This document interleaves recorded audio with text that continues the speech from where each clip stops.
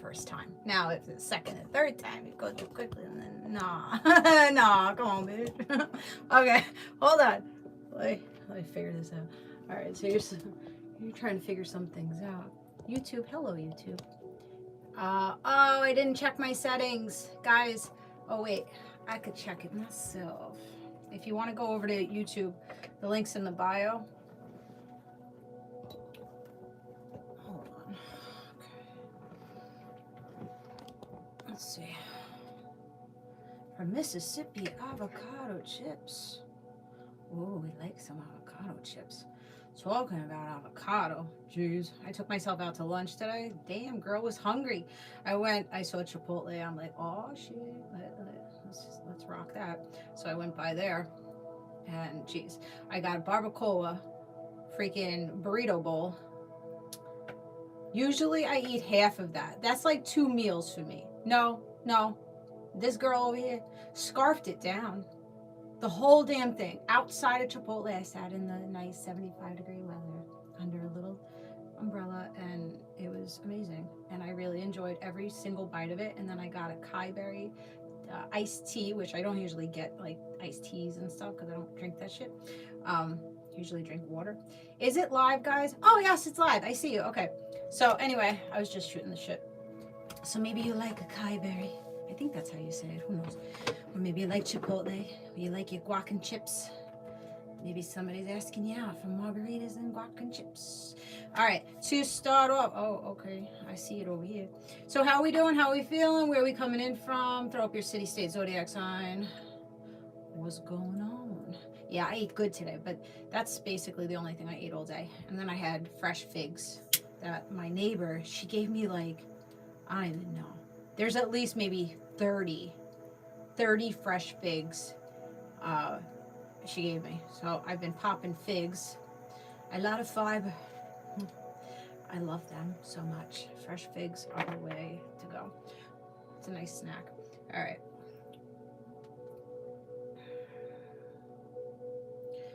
I should do more often by myself. I'm always taking myself out. Last week I took myself to Colombian.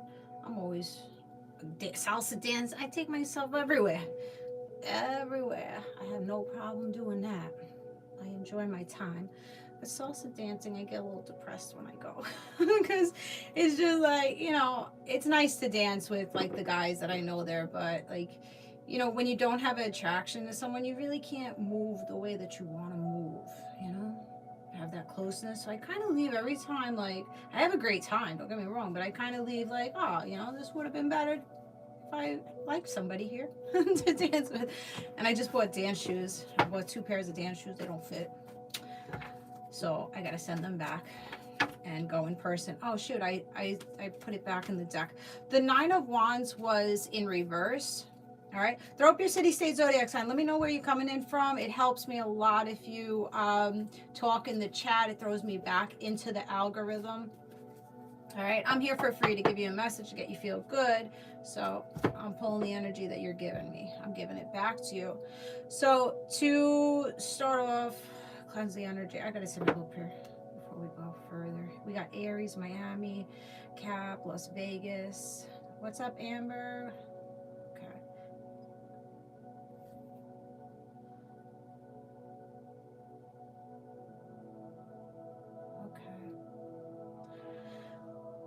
So before I started YouTube,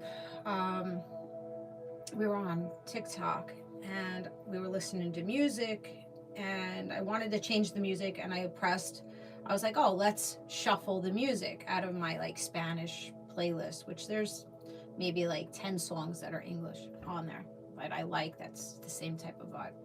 So we shuffled on there, on my playlist, and what song it shuffled to was Dear Alcohol. And then there was the 9 of Wands on the bottom of my deck, okay, in reverse. So this is by Dear Alcohol. It's by DAX. 9 of Wands was in reverse. So right off the bat, I feel like somebody may be overcoming alcohol addiction. They may have hit rock bottom, or maybe this is you. Maybe you see that maybe it's not alcohol. It's something, some type of addiction that hasn't been working for you. And you're realizing that, or not working for this person. I think this thing, whatever it is, if it's alcohol, people, sexy time, addiction, something like that, they become a different person, or you become a different person.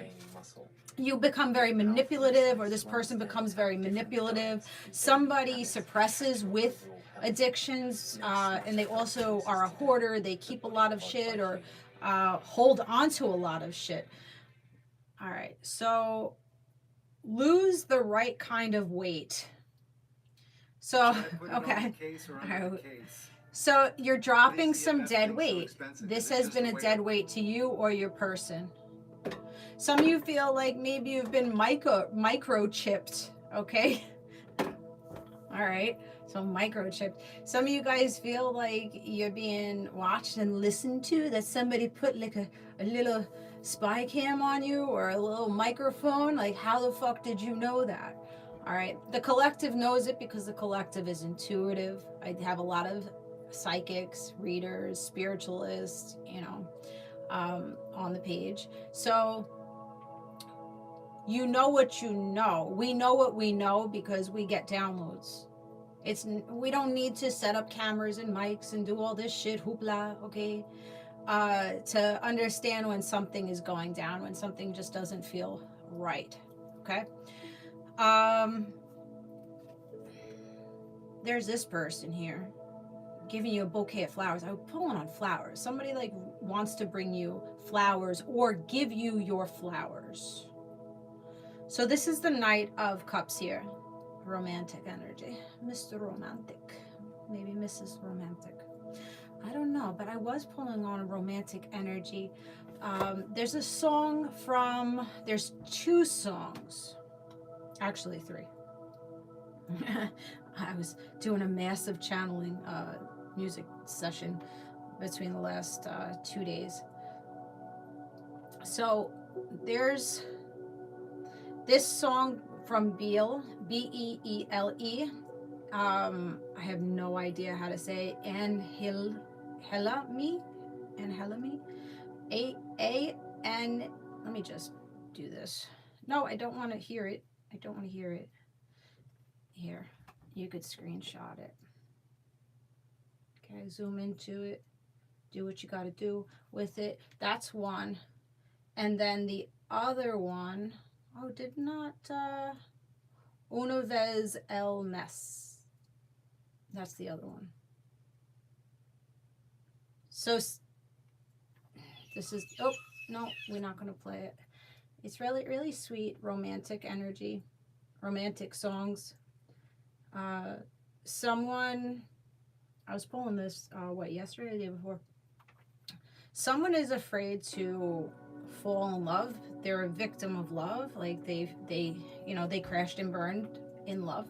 Maybe that's you. Could be them. Maybe both of you have not really been supported in your romantic sector. But somebody does, they would like to start something romantic with you, or maybe this has already started, maybe this is something that's coming in. There's a lot of people watching different timelines, right?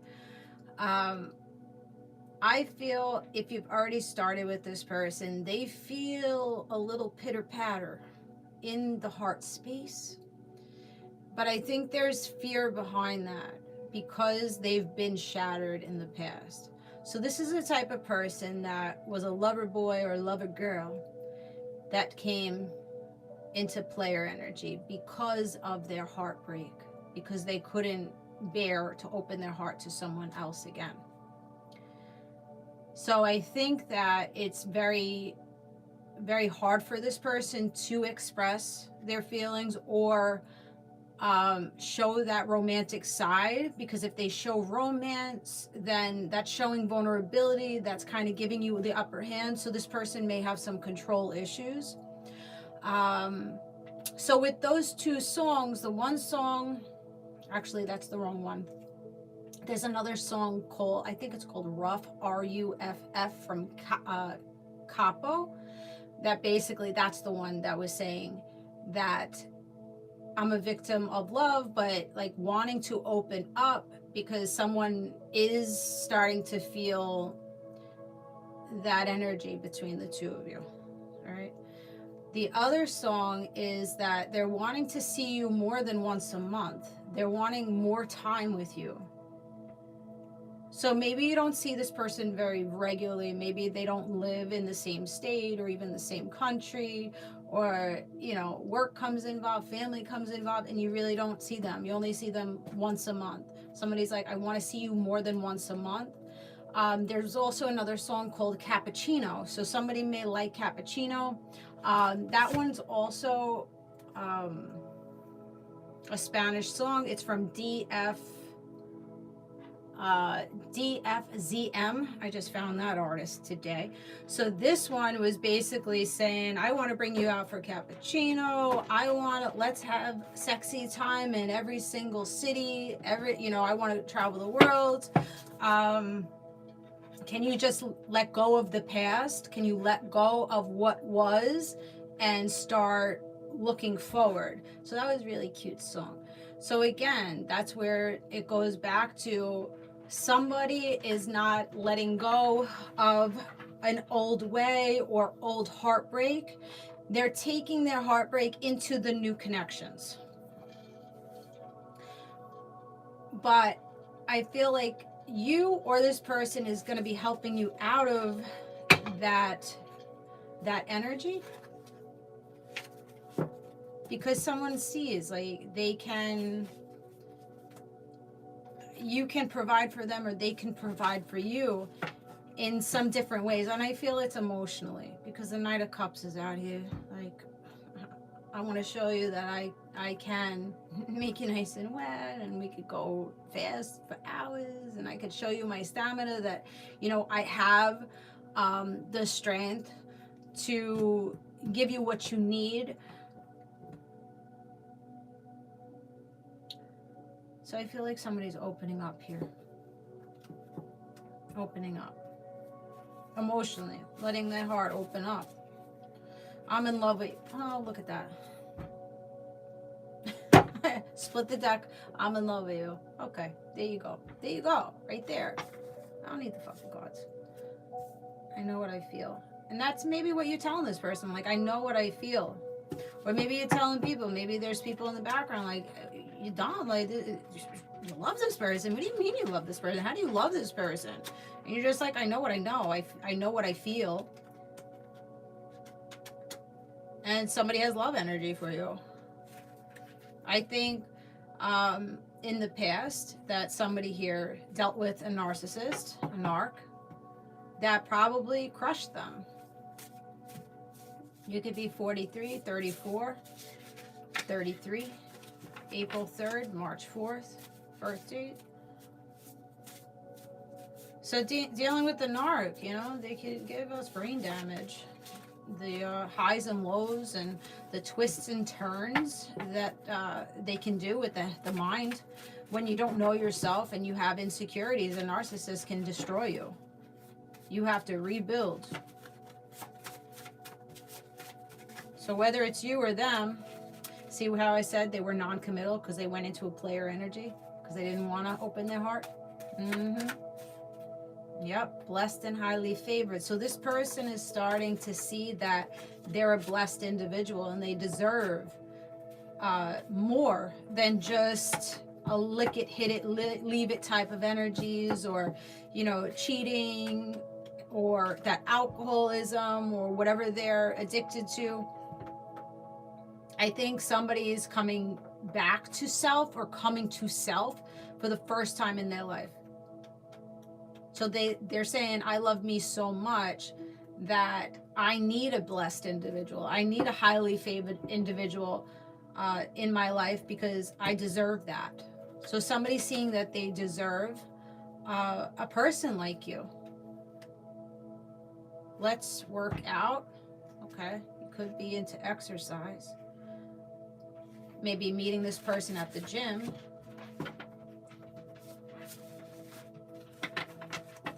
Somebody doesn't want you to stop waiting. Stop waiting is in reverse. So if you've been waiting around for this person, they don't want you to stop. Use your discernment, guys. Really, use your discernment. You know, I don't want to give you false hope here. Use your discernment. If somebody's leaving you in confusion, if somebody's not making clear moves to you, if, you know, you're becoming triggered because, you know, something just doesn't feel right, then maybe this is not the read for you. So maybe some of you guys are needing to stop waiting because this person isn't showing enough. Some of you could be headed out, and that's why this person hits the rock bottom. They're understanding, oh shit, I'm gonna lose a highly blessed, blessed and highly favored person that I'm in love with because I'm not willing to open up my heart space. I'm willing to hold this addiction and not make any changes. So this person, I feel, is saying, I need to work it out. I need to work the situation out, or, you know, maybe somebody has unhealthy habit. It just feels like unhealthy habits here. So let's work out. Okay, I need to go to the gym. I'm going to go into fitness. I'm going to get physically good, and then I'm going to work on mentally good. And you're working so hard. You know, you're working so hard in the gym, you're working so hard on your diet, but then you lean towards this addiction of alcohol.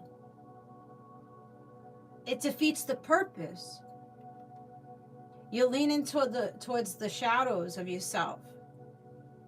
So you can work all hard over here, but you got bad habits. So the bad habits are usually going to conquer you and block your blessings and affect your relationships with people that love you,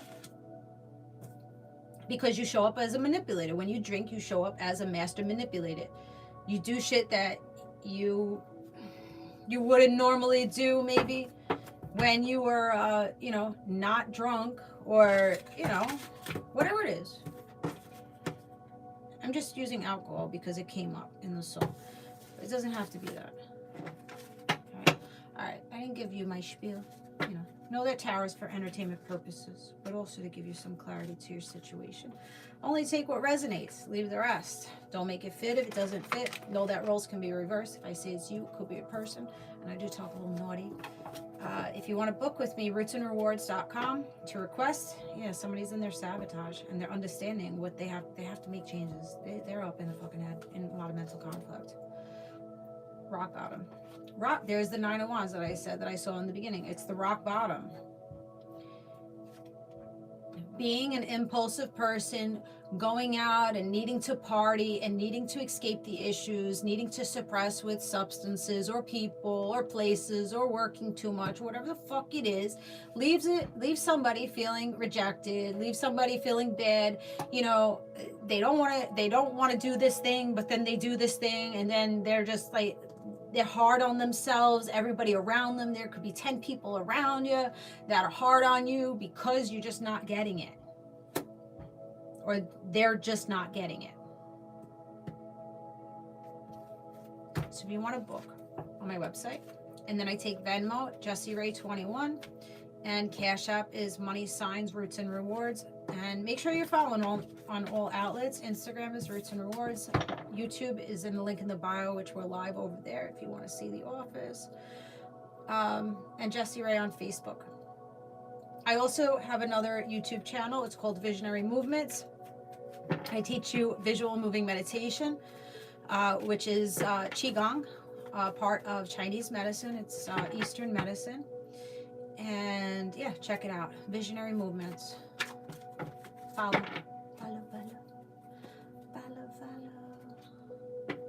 Nine of Pentacles. Well, you are reaching for your goals. You're standing on your own right now. You're showing your independence. You're looking to gain more stability. You're looking as a golden person. Like I said, I titled the read, "You're fucking hot commodity right now." People are reaching at you. People are reaching at you to collaborate. People want to get it in with you. They want to date you. They want to take care of you. They want to father you or mother you. There's people just want to throw money at you. Like, people want to travel with you. People are making travel plans. Maybe you've been single for the last like 9 years, 9 months. I also heard 18 months. And now you're closing out this chapter of being single. The name may be Dave. Name may have a D name or an M name. Morgan, I also heard. Sagittarius. So you're having more patience with yourself on gaining this abundance or gaining this relationship. I think you guys are pulling yourselves out of lack energy, despair, just, you know those days that you just drop down to the floor and you just put your knees in your chest and you just put your head down and you just cry it out. You just cry it out. And you're just like, holy shit, I don't see nothing going right here. I don't know how to get myself out of this situation. And you just can't see clearly. I think that's where you've been, but you're coming out of that. And I think this lack energy has a lot to do with your past lovers that uprooted you in some way, that were unstable with you. They didn't want to root. They didn't value you. You could be from different nationalities. Could be dealing with a Gemini energy or an Earth sign, or that's you. Somebody is willing to uproot themselves to be a lover of you. Somebody may be dark. Somebody may be lighter. Somebody is thinking, what do I need to do for you to be my lover? Taking clear, precise action in this idea that they're thinking about. And there's the Knight of Cups. Okay. So definitely this person, what's swirling around in this person's head is, holy shit, I'm in love. I got a little pitter-patter in my heart space. Now my wheels are turning. Wow, could I really have a relationship with this person? Somebody's being honest with themselves of who they want to be their lover. Like, who do they want to get close to? Who do they want to give this romantic offer to? Who do they want to open their heart space to? Who do they want to give stability to? You're making somebody want to uproot themselves from something else.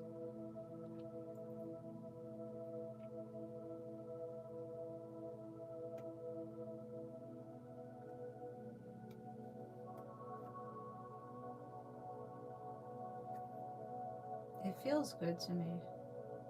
This feels good. I think when this person looks at you, they just soften. It's just, they melt a little bit. Who do we have in the chat? What zodiac signs? We got Cleveland coming in from Cleveland. What up? What's up, Ryan? How you doing? Thank you for the gifts. I see you. Queen of Pentacles, Taurus, Virgo, Capricorn. I think this person, you're friends with this person. Three of Cups. There's friendship, celebrations. Your name may start with a T or a J. Name could be TJ or JT, maybe like Justin Timberlake. I don't know. Well, he's a suave person. He's romantic.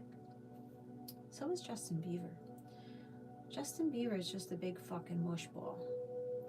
I never really paid attention to him, but that's what I see from the relationship that he has with his wife, now with the baby and stuff. So anyway, there's people out here that are just, I think, celebrating you and praising you and talking amongst the community, okay, about how much value you bring What makes you sizzle? At Lodge Cast Iron, it's all about the food. You're also a little hard-headed, like a cast iron fucking pan. But hey. Find what makes you sizzle with Lodge Finds what Cast makes you sizzle. Yeah, there's people sizzling. Constant reminders. Okay. You could have problems with colitis with your stomach, maybe because of that addiction. You're fucking up your shit. You're fucking up the spleen and the liver and shit. But anyway, I think there's people, you know. Ooh, what is that, Sarah Pat? Ah, thank you for the bouquet. See, I told you somebody bring you flowers. A bouquet of flowers. Thank you. I love that. I never saw that one before. There's people out here that are just, you know, you may not smile. You may have like a little bit of resting bitch face, but I don't think it's really resting bitch face. I think it's just, I'm not one to fuck with. So I think you show up a little unapproachable because you probably don't want to be approached. You know, you could be in a crowd of people, you could be with all these friends, and you just sit back and you're super fucking chill, like Libra energy, like just you justify, you just you know, fall back and you let people come to you. And some people would take that as, oh, you're not approachable, but the ones that are for you, they just see you radiate this fucking like beautiful York field of like beautiful rainbow colors, and you know, those right ones will approach you. So it's like you ricochet the negative ones that you know, hey, you read this energy from a distance, from across the room, and be like, yeah, I don't need to know you. Like, no, I know you want to approach me, but I don't need to know you. So you basically give off this energy like, nah, I'm not the one to fuck with. But in like not a rough way. I think it's like just people know. Don't approach. But then they see you with your friends. People see you with the friends, and then it just turns. Then they start looking at you like, holy shit, that person is like really sweet and lighthearted, and you know, just from a distance they watch you and they're just like, they're not just so serious. They're not this serious. Look how they're acting with these people. They're laughing, they're joking, they're being goofy, and they're just like, holy shit, what? I didn't see that version of that person. Because you didn't want to show that version of you to that person. Somebody didn't make you feel safe, or, you know, they didn't have a good vibe. They didn't have good energy. So we don't waste that shit on everybody, you know? People got to earn that shit. If you think you just sexy motherfucker across the room and you ain't making moves or taking action or being sweet with me, fuck. There's other options that are willing to do what you're not willing to do. You know what I'm saying? Like, come on now. Be balanced. Like, your pretty face is not just gonna get you the clam or the magic stick sucked. You know what I'm saying? All right, Santa Cups. You got wish fulfillment. You got somebody wanted to come in and wrap you in rainbows. They see it. If you come together, you're gonna be really happy with one another. It's nice. So maybe by August, you see the energy that you guys are coming out of, or this person's coming out of, the 9 of Wands and the 5 of Pentacles. Didn't I say that? Being on the floor, on the knees, crying. Feeling like you can't get up. Well, now you're not the wounded warrior anymore. You are the warrior of your wounds. You're pulling out. Make sure you pull out if you don't want to have babies.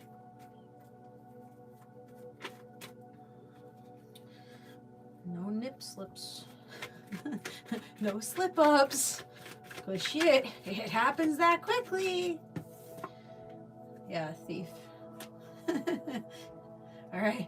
So you may want to watch this thief in the night. There's a thief in the night. Or maybe it's this person. Or you. Maybe you've been escaping your issues. You were avoidant. You become this manipulator when you have, when you sit in these addictions.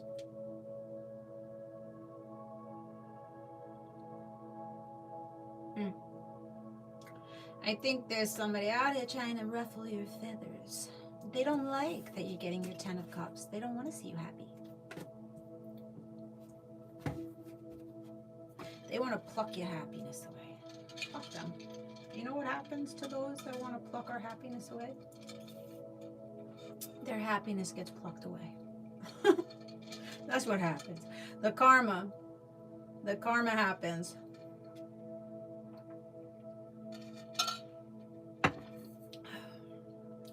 You're escaping. Whoever this is trying to ruffle your feathers. All right, you're escaping it. This person has no choice but to run away from you at this point. Fuck around, find out. Well, they're finding out. They're finding out the hard way. Try to disrupt the collective. Try it. Yeah, you're going to be sitting in disappointment thinking about your actions. What happened? Oh, they put spell work on me. No, bitch. Nobody put spell work on you. You put this fucking shit on yourself. Because you're trying to disrupt. You're trying to dismantle the collective, or you're trying to I don't know, pull skeletons out of the closet. I don't know what the fuck this person's trying to do, but they're trying to like discredit you, like bearing all your shit. I don't know. Who gives a fuck? Don't matter. Somebody's 47, 74, July 4th, April 7th.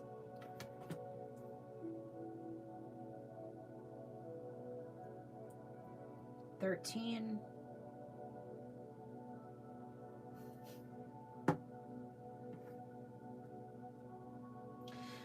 Someone's mad that this shit ain't working. Like, that the thievery and the deception ain't working on you. Wait, but, you know, I try to discredit this person. I try to humble this person. I try to, you know, work so hard to get people to see this person in a bad light. Why is nobody seeing it? Because the collective ain't about the fucking toxicity. The collective is about happiness and rainbows and, you know, just giving their community love and time and attention and patience and fucking God energy. That's why nobody sees what you're trying to do here. It's flipped around on you. People are looking at you as the thief now. You're running away from the issues. You're creating the drama and the trauma here. Not this person over here. I love when people try to play around like this. No, it becomes balance. Libra energy, it becomes balance. See, they were trying to rock and roll you. Rock and roll. Trying to make you look like the circus freak.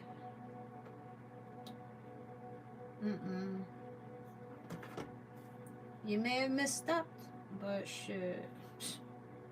You might have misstepped. You might have been a little shaky ground there, but holy shit. You're getting your abundance. You're making changes to get your fortune now. You're seeing past the illusions of yourself, of other people. You're turning that wheel in your favor now. And it may feel a little unsteady, right? But judgment call is being made. Good karma. You're being freed. You're freeing up space here. Yeah, look, you're freeing up space. You're coming out of sabotage. You're coming out of the illusions. You're coming out of maybe multiple options or being an option to someone. You're coming out of listening to people, giving you false narratives.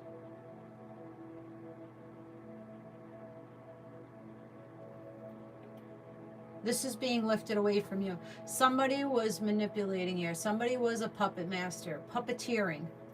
In the ear, puppeteering you, filling you with illusions, keeping you as an option.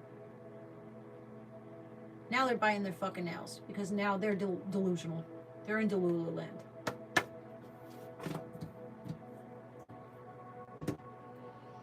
$75.57, July 5th.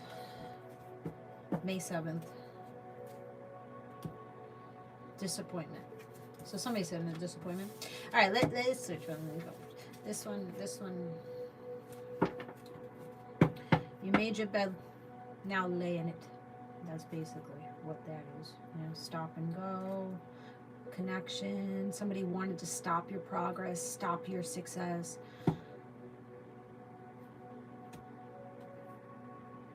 Stop your fortune, stop your money, stop you from changing. Stop your elevation. Alright. Well, you're the anointed, so nobody can take that away.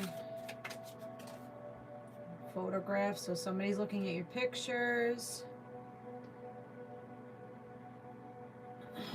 Somebody's looking very, very closely at you, wanting to know what you're doing. What are you up to? Going back to that camera. Photograph, somebody a photographer. Constantly keeping over your social media, feeling nostalgic.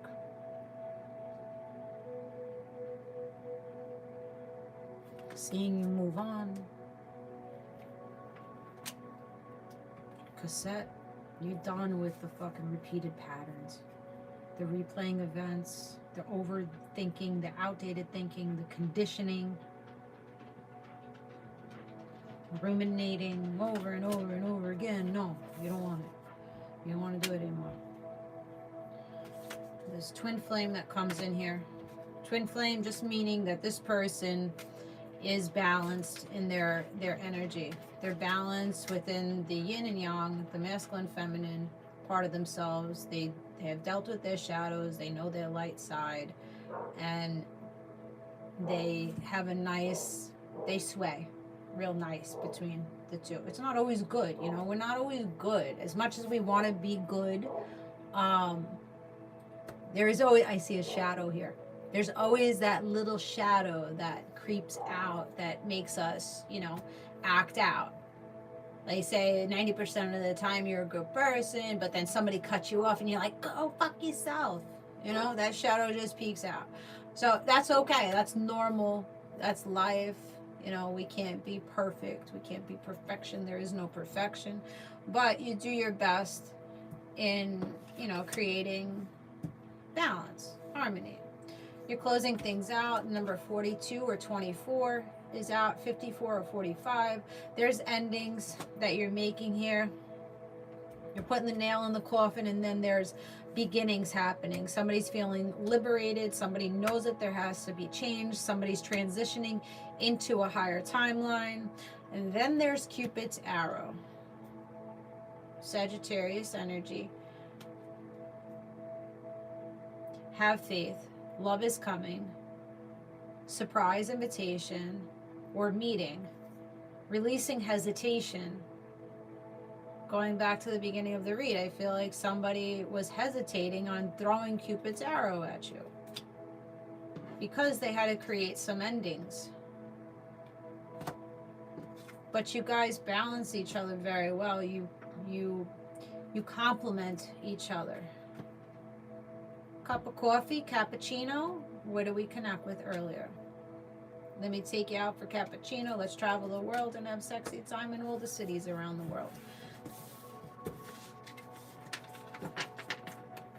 So somebody's making plans. Coffee and cuddles, I take it. I need some fucking cuddles. Shit. I'm demanding hugs from my kids now. You know, I've backed off being physical with them in the last 2 years. You know, they're teenagers. They don't want to be around mommy, you know. But shit, I sent them a text message the other day, and it said, you know, women, to have a longer lifespan, we need to be hugged at least once a day. So one of my kids, the male guy, he always comes and loves me. But, you know, he asked for back scratches first. I'm like, holy shit, I can't just get a hug? No, scratch my back. Okay. I don't mind it. I do some Reiki on him. I clear him out. But now I'm like, guys, Once a day. I need 1 hug a day from each of you. That's 3 hugs. I'm winning. I'm winning. That keeps me away from the toxic dick. Give mommy a hug. Demanding that shit. I'm like, shit, I see you loving up on your girl. I see how romantic and how sweet you are. Hey, I gave you fucking life. And I continue to be good to you. So demand that shit. Listen, if you want commitment, demand the fucking commitment. If you want to get wiser, demand yourself to fucking get to it.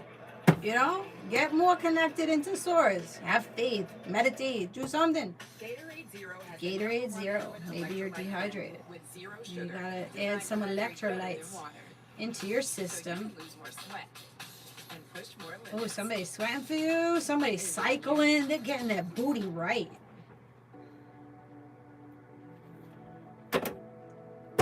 You got commitment coming in. Higher elevation if it isn't commitment. Oh, somebody's lingering. Somebody detected you and now they're lingering. They can't help but linger. They're just waiting for the opportunity. Smack that ass.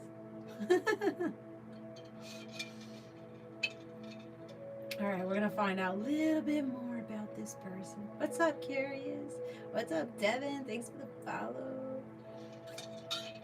Throw up your city, state, zodiac sign, guys. Let me know where you're coming in from. How you feeling today? Help me out. I'm here for free. Giving you a message, make you feel good. I'm matching the energy that you're giving me. I'll give it back to you. Get me back in the algorithm. Make sure that you're following on my YouTube channel. Links in the bio. And my other YouTube channel, Visionary Movements, I teach you how to energetically cleanse the body out of unwanted emotions, stagnant energy, and manifested pain in the body with QiGong, medical QiGong. We connect with the organs and the unwanted emotions that the organs carry. We clean them out, then we replenish the body with it. Dakota is Scorpio. Hello, Stephen. From New Jersey, Cancer, Virgo, Florida. Who else we got up in this bitch? Leo, Iowa, Taurus. Let's see. Upstate New York. What's up, Lewis? The name Luis Diaz came up in a song also. Oregon, Aquarius, Aqua, Florida, Los Angeles. There you go. Casamigas. Is that tequila? I don't know. Feeling good. Nice. I'm glad that you're feeling good. Maria. Carlos Santana. Maybe name is Carlos. C name? S name? You might have Dean. Maybe you're Dean. Or James Dean. Okay, you may look really good in jeans. What was I going to say? You may have done some moon magic with this last black moon that came in. Okay. Heirloom. I don't know what that's about. Okay, let's see. Let's get some sexies on. She reminds me of the West Side Story. You may live on the West Side. Somebody's writing messages and pushing them to the drafts or like erasing, and like this person is just like, oh, I need to say something. I need to say something. I need to communicate. I need to write down what I need to say. So maybe some of you guys are needing to journal about how you're feeling, because somebody's holding on to big feelings. And sometimes it helps. Oh shit, yeah, big feelings as the freaking Three of Cups out here with them like sucking face over here. Like somebody's picking somebody up, the knees are on the chest and you're like, you know. But sometimes it helps to like journal. You don't have to do it every day. I'm not a big journal person, but sometimes it really does help. Even if you write a poem or a song, you know, it doesn't have to be boring and just, you know, oh, how I feel, you know. Make it interesting. Create something, you know. A lot of the times I create with like my post and just like what I'm pulling on. So don't be afraid to like pick up the pen and paper. You may see that you're a good songwriter. Like you just flow, you know? Once like when it takes a lot for me to sit there and fucking write. But once I sit there and write, I can write pages because it just flows. And it doesn't have to make sense. You could be talking about, okay, you know, I want to heal this unhealthy attachment. And then it could be like, oh, you know, I really am in love with this person.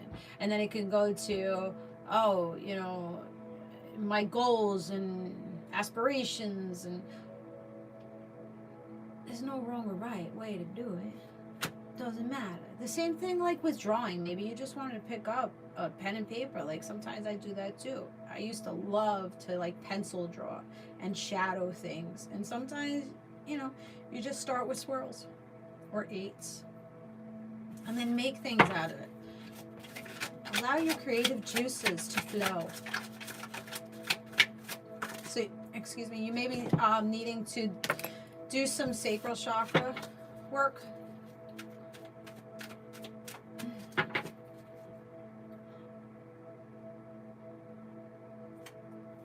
Yeah, I know. It's not my go-to outlet to journal, to write, but it does help. All right. So somebody, this is starting as a friendship with the Three of Cups that was out. I can't show you the cards because it's sexy time cards, and I don't want to disrupt the algorithm. I have and started writing back to music. Oh, nice. Let me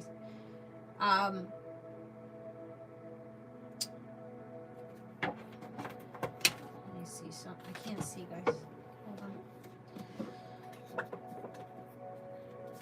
I think some of you guys are really good songwriters, or even writing gospel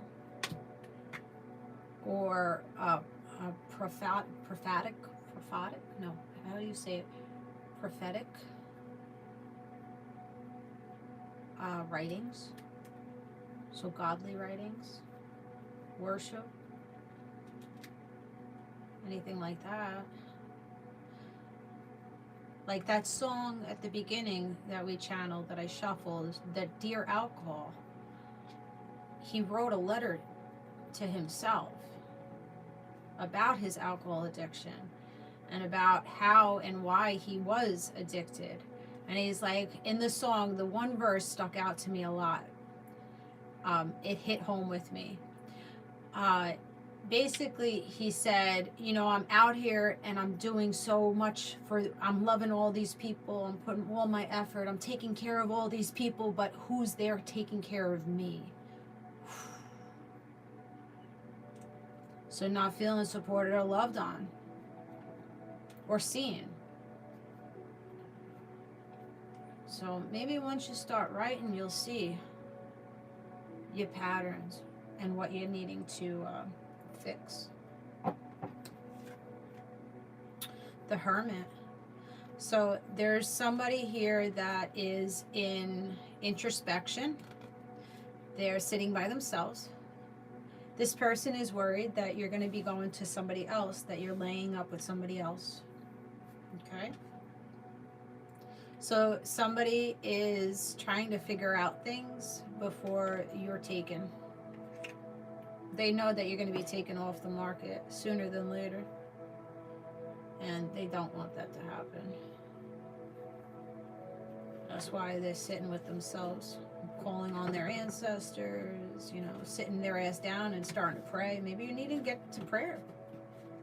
Maybe you have to connect more with Source. It doesn't mean that you have to go to church or you have to read the Bible or the Quran or anything like that. Just sit your ass down. When's the last time you thanked your God or universe or the sun, whatever you believe in?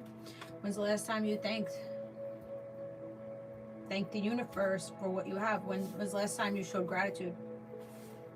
When's the last time you said, listen, help me, I need help?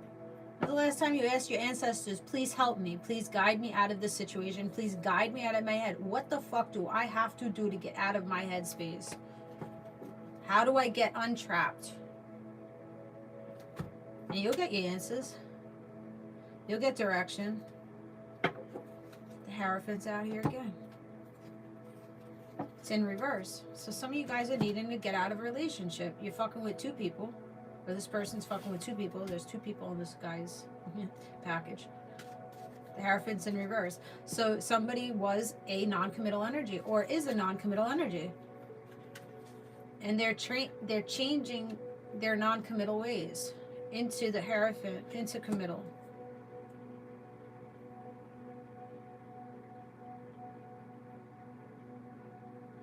So I feel like maybe you've changed somebody's headspace and heart space to think a little differently, to really maybe sit in their faith. Maybe you're very religious or spiritual, and you're enlightening this person with what you speak or what you preach, or just, you know, your essence. They want more of your essence. And the only way to do that is sitting with self, taking accountability, acceptance, changing the patterns. Okay, let's see. Tap in, guys, tap in. Yeah, King of Cups.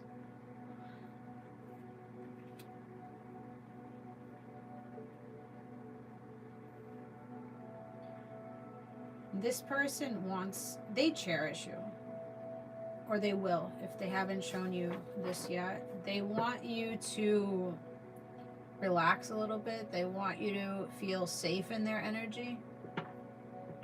They want to pet your head. They want to pet you, you know? Like I said, they want to mother you or father you. They want to make you feel good. They want to be expressive. They want to connect with you emotionally.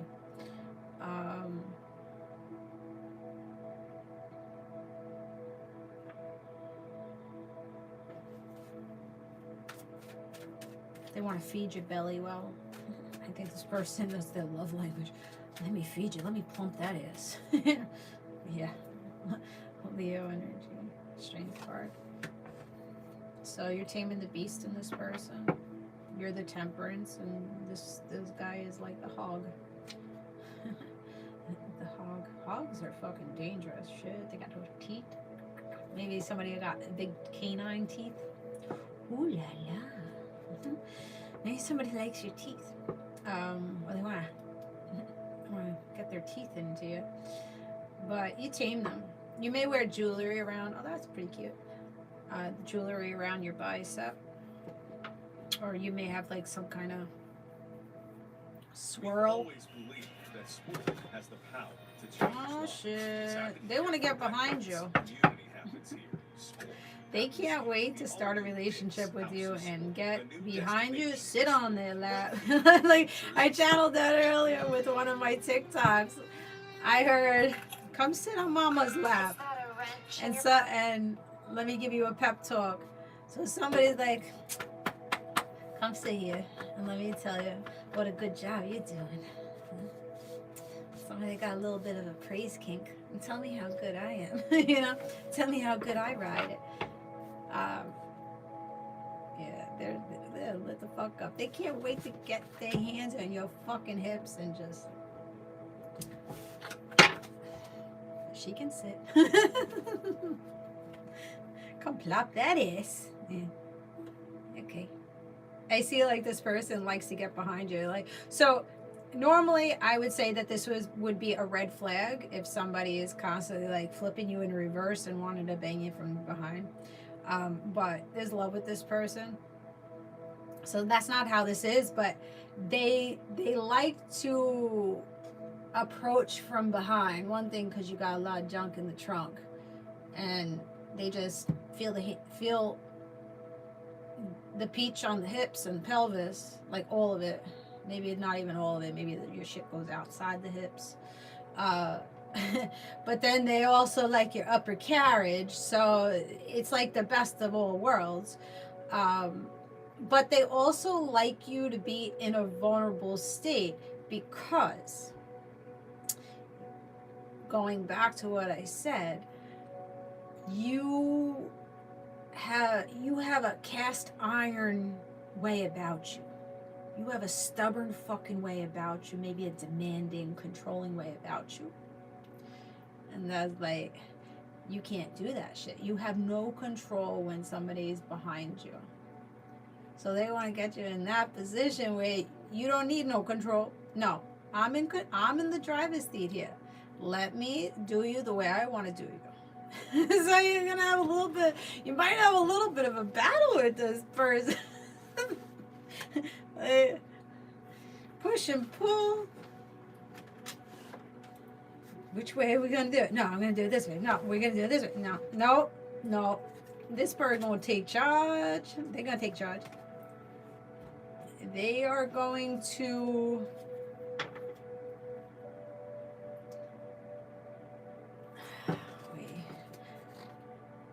you guys, yeah, 3 of Cups to 4 Wands. You're definitely starting as a friendship here, building to a relationship.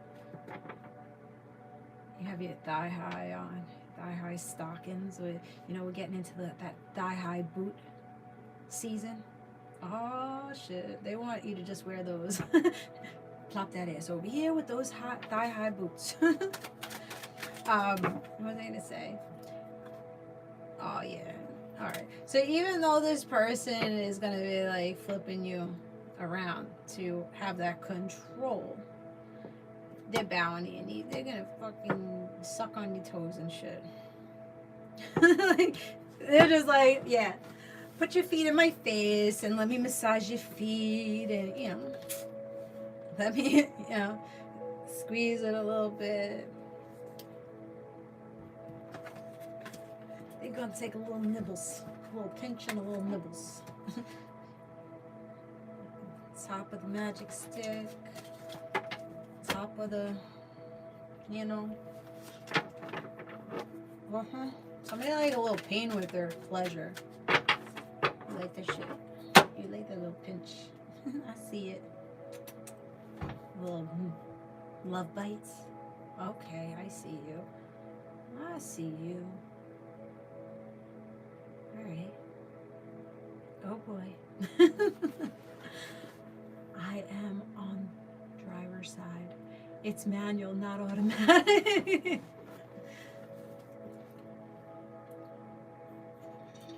It's better when it's manual and not automatic. I prefer the manual. Automatic, the vibration is just too much. Like, holy shit. It starts to become real painful and automatic. Hey lady. Hello, Deborah. How you doing? How you feeling? Make sure you're following, guys. YouTube. Alright, what are we doing here? Let's see. Let's get some cards. Why is this coming up?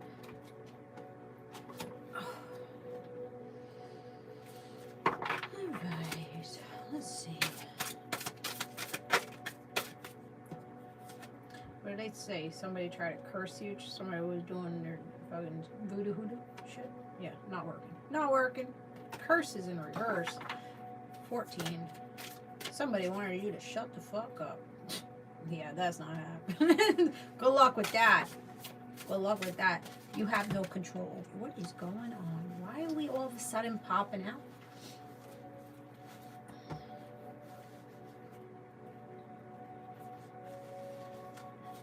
Somebody's just gonna pop out at you and be like, come for a ride.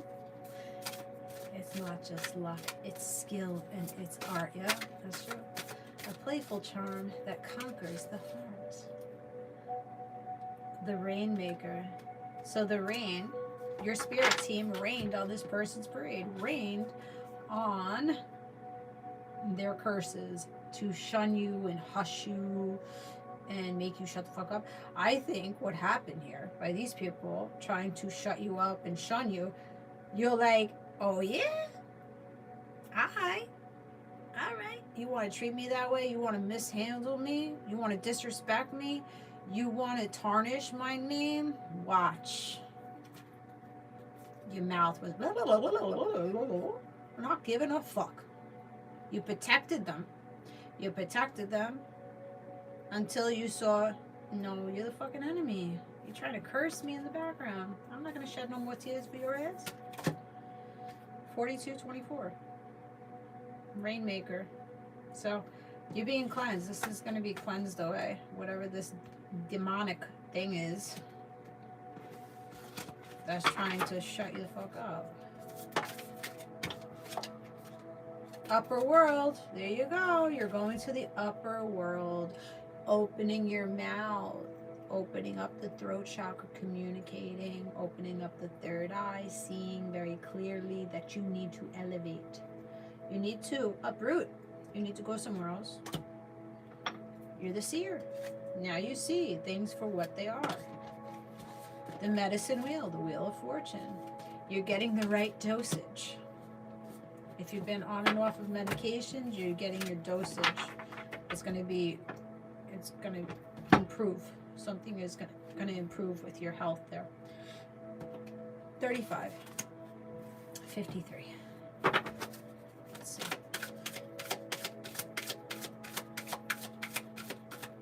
Yep. Chose me, door done with the pain. That's it. You have to choose yourself. You really do. Delight. You are just fucking delightful. And you're going to a delightful time. There is a lot of potential for you and this person. Make connect with birds, sparrows. I don't know. Lately, the birds have been talking to me. I connect with this. They've been talking to me. So every day I try to go outside and lay in my little tree hammock. It's like a chair hammock. And I sit out there and, you know, a couple of the TikToks I did channeled messages. And the one message, I'm talking, the bird is right? No fucking time. Not the whole time, like half of the message. And as soon as I acknowledge the fucking bird in the video, I want you to go back to the TikTok and watch it. It's from yesterday. So it's only like the last two. Check out the last two or last three TikToks. At the end of that message, I'm like, you hear the bird? The bird, like the person's wanting to come and talk to you. They're flying in. And the bird, as soon as I acknowledge the fucking bird, it shut the fuck up. In the video, you hear it. It shut the fuck up. It was literally like, and then I'm like, you hear the bird? They're flying into you. And the bird shut the fuck up. Today, there was a cardinal fucking talking to me. Like when I was doing my messages, I didn't get it on video. But I'm like, what? What do you need? You know? So the birds are talking. Birds are talking.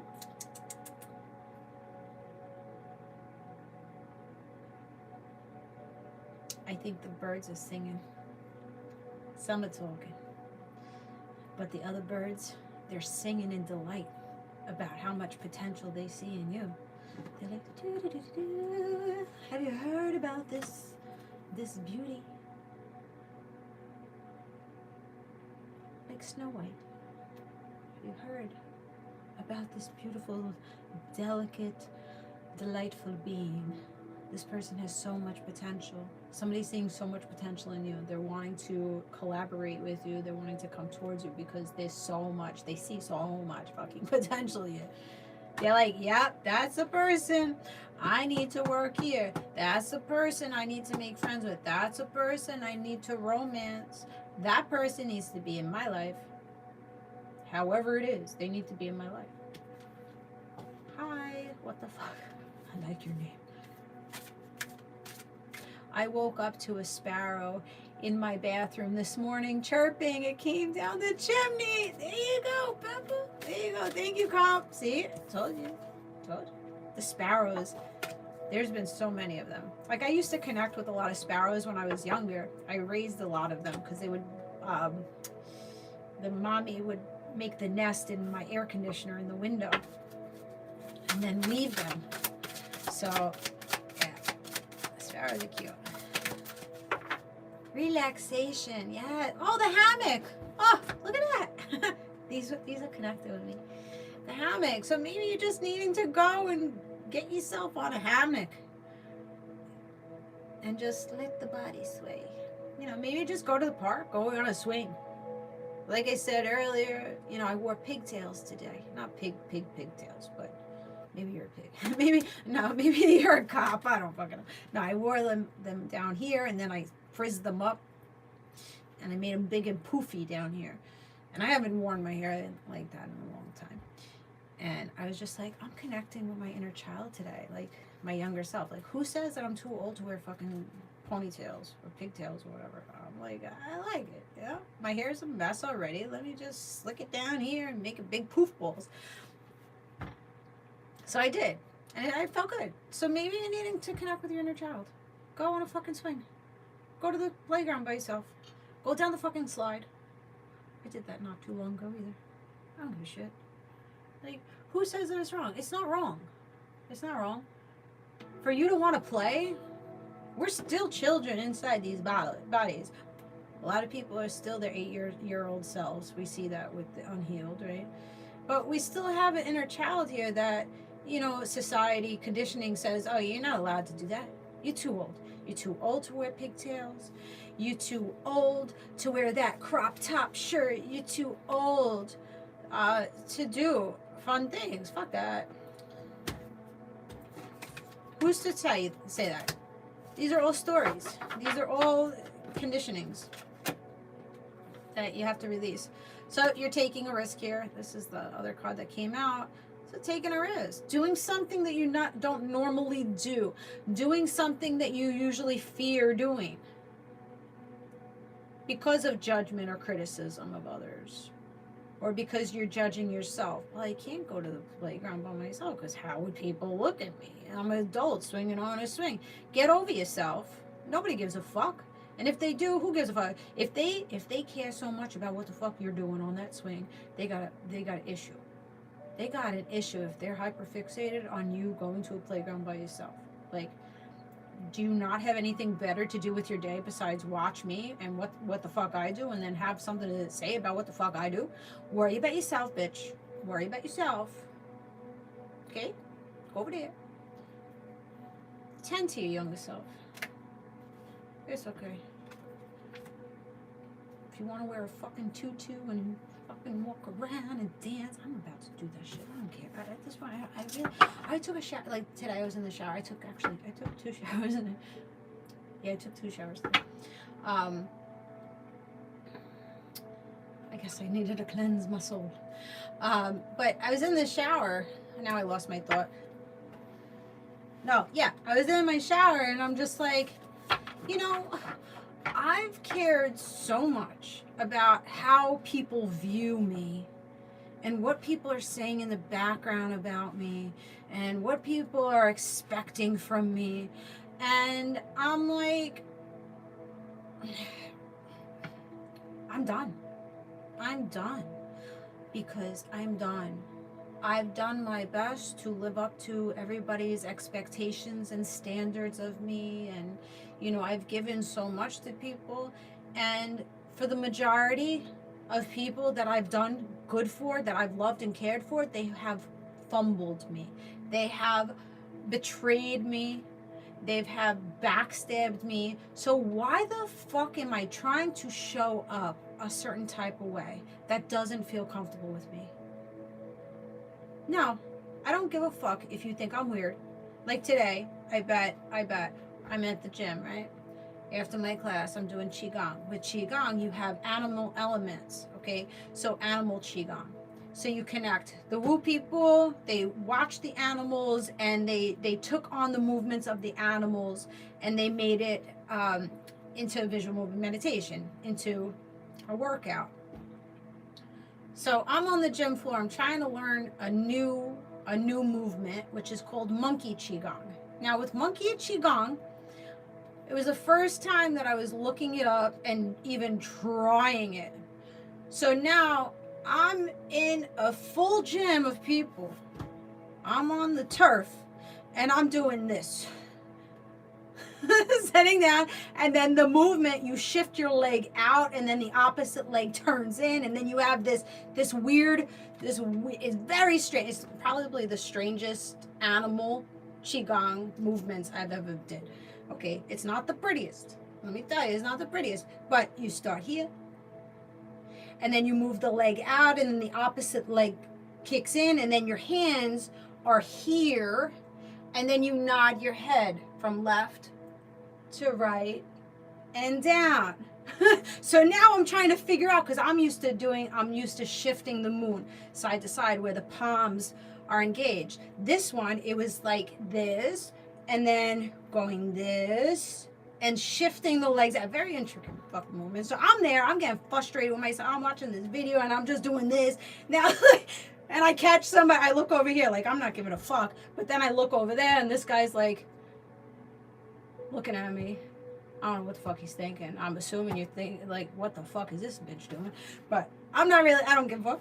So I'm just doing it. And then I have this lady going in the back of me. And I'm like, she's like, I'm not gonna take off my headset. I just take off my headset. And I'm like, what's up? She's like, I just wanted to tell you, you look so good. That was so good, like what you're doing. She's like, you know, I took Tai Chi for many, many years, and it took me so long to get the walks, you know, the walk in Tai Chi. And she's like, and I, you know, it took a while, and now I can't even do it. But she's like, I just wanted to commend you. And I'm like, okay, thank you. I was like, it's the first day that I'm doing this shit, but it's so fucking strange. It's like this, and then I don't know. I guess I kind of, I don't know. But then I saw on Instagram, if you go to my Instagram channel, on my stories, I came across this guy that posted about him going to Times Square and what's being seen in Times Square. So this lady was on the corner, basically looked like me, doing fucking the monkey movements. Now this lady's just like probably cracked out of her mind. I don't know. Maybe not. I don't know. Shoelaces were untied. You know, it's an assumption. But she's like doing these movements on the corner. So I'm like, holy shit, that was me. That was me on the gym floor. So I was like, that was totally me. And it's okay. It's okay. If you want to sit there and ridicule me for, you know, trying to do movements that look odd to you, then go ahead. I don't give a fuck. Like, yeah, I don't give a fuck. But that's how you have to be. Like, who are you to sit there and judge what the fuck I'm doing over here? Maybe it's not for you. That's okay. It's not for you. It's okay. But you running your goddamn mouth about what I'm doing over here. And that's a you issue. That's a you issue. And you got to heal something within your heart. Okay? Heal. Okay? You know, people will laugh at us first and then they'll copy us. Right? So don't be afraid to step out of your comfort zone and make a fool out of yourself. Right? Because you may just like what the fuck you're doing. Now that I know the movements, I'm like, I gotta get this shit down. Like, I gotta get this one down. I was like, my classes would love this. Like, we would just get a kick out of it first, because we always fucking laugh, you know? Thank you. We always laugh at the new movement. They're like, dragging. How does this connect with the drag? How does this connect with the tight? You know, oh, the snake, you know? Like, oh, there's a lot of different movements. There's hand, there's feet, there's, you know, everything. So, yeah, this one is going to be interesting, bringing it to my class and seeing, you know, how they do the movement.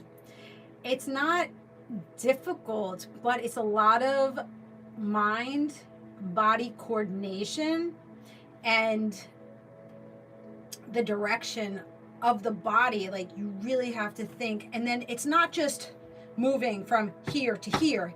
It's gliding, sliding through that Wei Chi field, sliding through the protective shield in the front of the body, and then placing yourself and then lifting the back leg while the hands are going, and then you stay turned and then you nod. It's cool. It's cool. So I'm going to continue to practice it. And let's see what happens. But get excited for like new adventures. You know, maybe you guys are so used to like doing the mundane. You're doing the same old. You're in this routine, and that's why you're fucking depressed. That's why you just stuck. You're stuck because you're not willing to try something else. Now, I was the person, you go back 10 years ago, I couldn't even walk in the gym with my head up.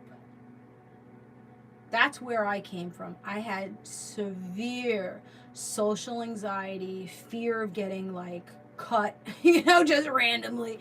I had so many fears. I was a person that walked with the head down, fearing everybody. What are they going to think about me? What are they going to say about me? How do I look?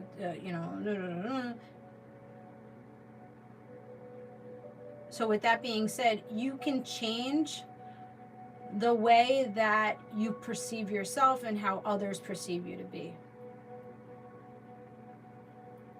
So at this point, I've went head to head with my fears of being socially awkward or being judged. I've gone head to head with it, and that's what you have to do. You have to be willing to take a risk. You have to be willing to get out of your comfort zone to accomplish greatness, to accomplish some change. Thank you, Deborah. Thank you. Hi, DK. So step off the fucking cliff and do something different. Also, like, I wasn't able to take myself out and feel comfortable eating by myself. What are people going to think? I took myself to this Chinese restaurant the other day, and it was actually a restaurant. It wasn't fast food. It was a restaurant. And I went by myself, and I sat down at a table, nice table. I ordered. I looked around like, I'm enjoying my egg drop tea, my egg drop soup, and my tea, and nobody gives a fuck. Nobody cares. Everybody, I'm listening to other people's conversation, You have to be comfortable sitting by yourself and not being accepted or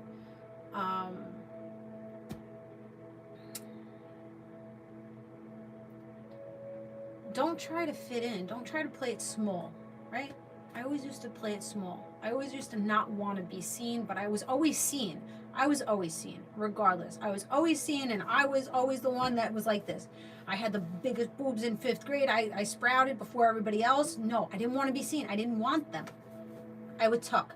I would wear big T-shirts. But regardless of doing that, I was still seen. Didn't want to be seen. So you got to get comfortable in being seen. And not say, okay, that person's looking at me because what the fuck you looking at? Yeah? What the fuck you looking at? Or, oh, that person's looking at me because, they feel some type of way. Blah, blah, blah. It's just like, okay. It is what it is. I think you have like a magical energy around you, about you, that you need to shift into this. You've always had this, but maybe you haven't released it within yourself. So you haven't been confident enough to show up proudly, put the shoulders back, and saying, I belong here. I belong here as much as anybody else belongs here. So when you walk into a room, what I try to do mentally to go into like big groups of people, because I still have, I still am anxious about it. Big groups of people, I just draw in the fucking room. In here. I own this room. Not cocky, not I'm better than anybody else. It's never about I'm better than anybody else. No, I own my energy and I own this room.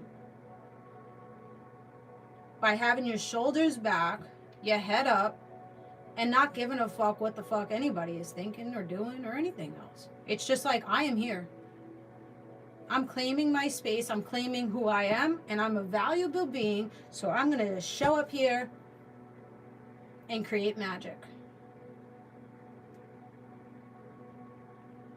So start telling yourself, I belong here. I'm a valuable asset here. I deserve to be here. Speak positive affirmation of yourself. Maybe you don't feel that way right now, but more you speak praise to yourself, the more you're going to reprogram that subconscious mind to say, hey, I am really deserving here. I really do have a place here. You may have to make some sacrifice, the old you, right? The old way of thinking. Sacrifice some of the people that saw your magic but try to humble you. Didn't want you to outshine them. Yeah. I say I'm not in competition with nobody. I'm in competition with myself.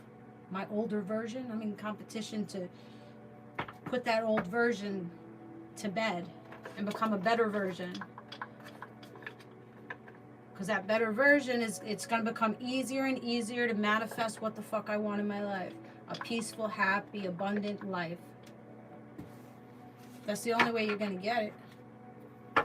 Is to make the sacrifice. People, places, and things, and the old you.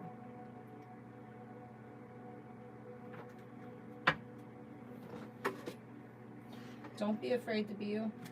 Don't be afraid to be different or weird. The weirder, the better. You know, your tribe, the people that are for you, they'll find you. There's no reason to hunt and chase motherfuckers. I know that very well. I have a habit of doing that shit, chasing motherfuckers. I'm dealing with a therapist with that shit. We gonna stop that shit. That's just an old fucking narrative. Old abandonment issues, whatever it is. You don't gotta chase nobody. Know that you're the table. And people are lucky to have you in their energy. You bring blessings into people. Just having your presence, just that magic that you have within you, that kindness, that compassion in you, that rubs off on people. They come around you, you smile at them, you talk to them, you give them guidance. They're making changes because of your energy. Look how powerful you are. So don't let no motherfucker try to humble you and discard you or make you an option or leave you as a convenience or fucking shelf you and you feel bad about it. Don't fucking feel bad about it. It's a them issue. You're too good. You're too expensive. They can't afford you. And that's okay. Name Eli. You may like Eel. Name may be Mary, Ray, Maribel. You may be doing some, I don't know, I just heard a eulogy. Maybe somebody recently passed. I also pulled on UV lights. So maybe you tan or you're doing something with lighting. LE, maybe electric. LK. KM. Melrose. Mel. MELRAY. Melray. Delray. Delray. Dara. Maybe Melrose. Did I say Melrose? KO. Knockout. Boxing. You're done with taking sense. July. Julie. Oh, look. Lucy. Chrissy, your sister's name came out here. Rara.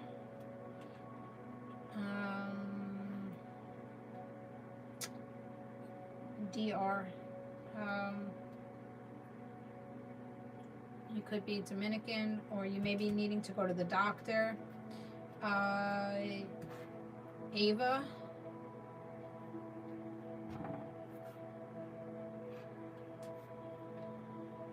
Hi, Mary. Lou. L-U. L-O-O. You may be using the Lou. H2O. K. Q. Let's see. So you are the queen of all queens. You're getting a better percentage moving forward. Thank you, Mary and Comp, for the gifts. Thank you, thank you, thank you. Delaware. LR. Maybe a Long Island Railroad. Maybe taking a train somewhere. Kundalini rising. Okay. Maybe connecting with the Kundalini. Welcome to a moment of calmness. Welcome to the moment of calmness. There you go. Calming moment from a vitamin. Calming moment. Wait. You may be needing to take One-day multivitamins help yeah, provide nutritional vitamin. support for Vitamin your D. well-being I couldn't get it out. Vitamin D. Whether you're navigating a You busy could be day from the or seeking UK. quiet reflection, one-a-day vitamins are here for Reflection. you. Choose clarity. Choose So somebody's wellness. seeing their Choose reflection. one-a-day Marigold. multivitamins. Science that matters for Marigold? nutritional support. So maybe Grab that's one-a-day Nirvana vitamins song. at your favorite retailer It's a today. Nirvana song? Teen spirit. You may have a teen. You may have a spirit that is a teen. So a youthful spirit. Duke. Maybe you go to Duke University. Somebody may be good at typing or piano. Or somebody's in contemplation. What to do, what to do. Somebody may have a nervous habit of, you know, flicking the fingers, fingernails, or the knee when they get nervous. Knock, knock, knocking on heaven's door.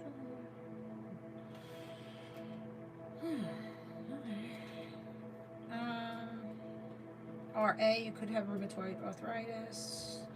You may have something, I feel you're up here, neurological wrong with you. Something with the neurology. You may need to see some neurologists or a neurologist. Or maybe multiple. Maybe you're needing to get a second opinion on something here. DK, KD, Katie.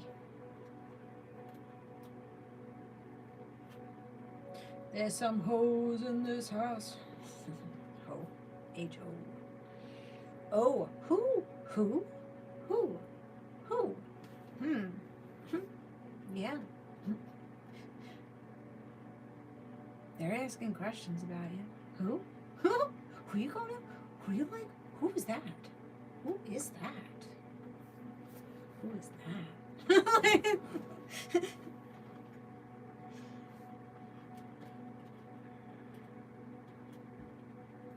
Get denim here. Or demi. Maybe Zemi. Demisexual. Okay.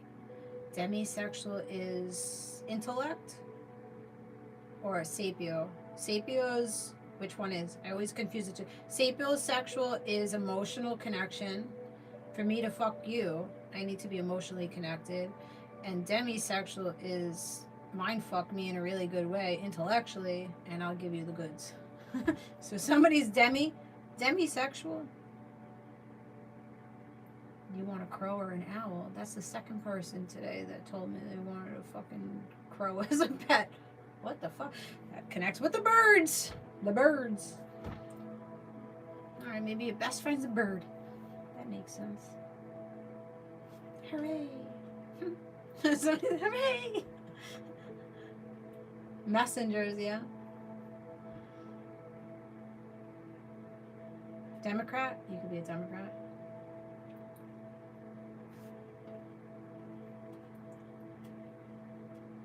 Emmanuel.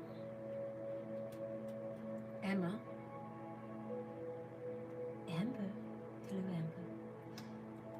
Let's see what else. These are fun tonight. Oh, let's get a room. on the DL, no. We not doing. Kids, listen here. We ain't doing this fucking DL shit no more. So if you got somebody on the DL or they got you on a DL, kick that bitch to the fucking curb. Like, you're out of here. You out of here. We're not gonna be kept in the fucking closet in the dark spaces. No, you too magical for that. No. There is no DL. Take your shit somewhere else. DL. You don't want it. And come right. Come correct. Don't come at all. Exactly. If you don't come correct, you aren't not gonna come at all. And this bitch, no. Hello, bad boy.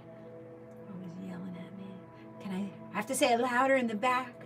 If you ain't coming correct, you're not gonna be coming over here. You need to say it again? R. Kelly. Trapped in the closet? Oh, shit. Damn straight. Ahoy. Well, somebody's saying ahoy. I'm going to come and get you wet.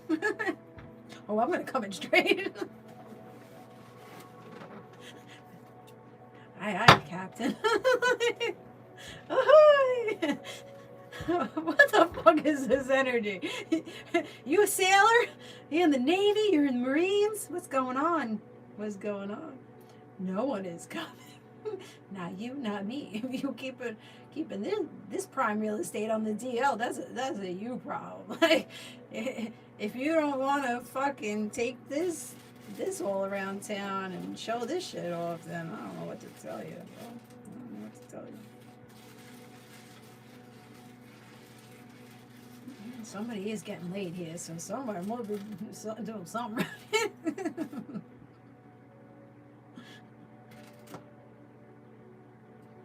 Oh, and somebody gonna be mad at you. Somebody gonna be mad at it. Oh, I want it. I'm not opening the door. Yeah, neither am I. I've been celibate for fucking 3 years. I'm holding fucking tight. These motherfuckers out here. I saw this Instagram video. The guy's like, yeah, scientifically proven that girls, that, women, they live longer, they help with heart disease and diabetes and all this from the big O's. So why are you guys holding that kitty cat back? And I'm getting on there like, bitch, I could pet my own kitty cat and get the same benefit and less toxicity involved. And then I went in the comments and all these women were going after. I'm like, no. Yeah, for the right one, yes. But no. How you put it, holding that kitty cat back. Yes, bitch. Yes, because you ain't showing shit. You ain't showing. The recent guy that I went on a date with, he was expecting me to just lay down in the bed with him. Not know him. One date down. At the date, basically, like, let's throw it down. I'm like, who the fuck are you? Who are you? I don't know your last name. I don't even know where you live, bro. I don't even know your birthday. I don't know nothing about you. How the fuck you want me to lay down in your bed? What do I look like here? You have me mistaken. You totally read me wrong. Yes, I have that seductive fucking eye contact. That motherfucker was like, oh, this bitch, I got it in. She looked at me. With those, like, whatever kind of eyes I gave him. I don't even know what the fuck. I know what kind of eyes, but I didn't intentionally give him those eyes because I did do that today at Chipotle. When I was leaving Chipotle, I was talking to my friend. I was doing an audio message and I was backing up, and this guy in a pickup truck, he gets out of his car and he's watching me the whole fucking time that I'm having this whole conversation. And I look over to him and all I did was, I looked at him and I'm like, look at that. You're fucking looking at him. I looked at him and he's like, he didn't know what the fuck to do with it. He's like, he was stunned. He was stunned for he was literally stunned. I was like, I gotta give this motherfucker whiplash with the fucking eye contact, little smile that I just gave. He literally was like, and then I looked back and I'm like, they fucking drove away. Highlight of the motherfucker's day. But okay, so watch your eye contact with people, because you just, the eye contact that you do with people, you see through their fucking souls. And if you notice that a man can't keep, or a woman can't keep eye contact with you, they know that you see through them. And that's why he was like, she sees through my soul, so we can lay it down. No, I see through your soul that you are leading with your dick, and that dick don't come with perks. So we cutting this off. You can't talk me into this. Like, I told him right off, I'm like, I'm wifey. I'm wifey material here. Like, wifey don't do that. Like, it was fucking, like, come on. Like, smooth up to me, like, you know? All right, let's go salsa dancing. How about you come and give me a massage? I'm like, what fun is that? Like, shit. Like, prime me. Like, that just tells me that you're not gonna prime this. Like, if I do get under your covers, you're not gonna prime me to get that. Selfish. Fucking grief. Selfish fucks out here. Shit. Warm me up. Like, no effort. Well, I'm young. Yeah, I'm young and I've been in this relationship for so long. And I said, okay. And young and dumb. That's what you're telling me. You're young and dumb. And you're just leaning into your fuck shit. I'm not leaning into my fuck shit. I conquered my fuck shit 15 years ago. Like,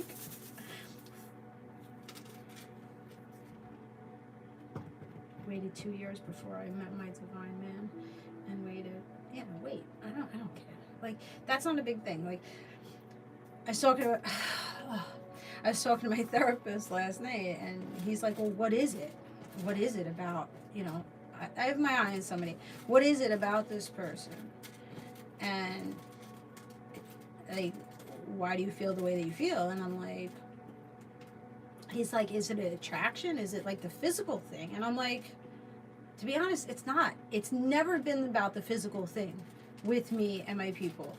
It's about the connection, the support, the conversation, and that support and that emotional, you know, first it's intellectual and then it goes into emotional, but of course there has to be a little attraction, right?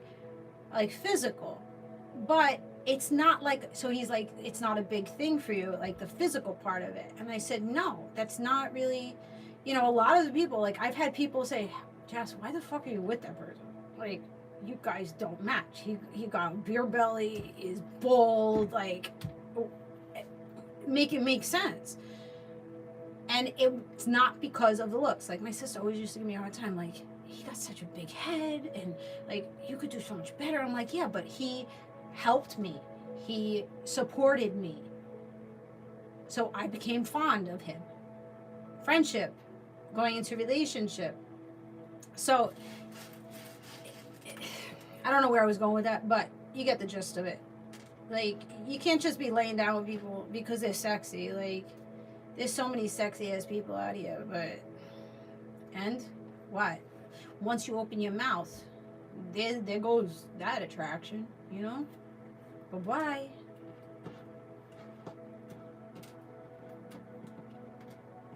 Open your mouth and try to get in my clam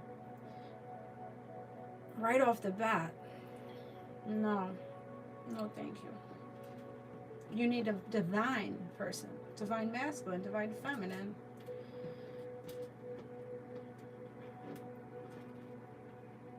That's going to prove it to you. You may be into politics, CNN, you may like to watch the news.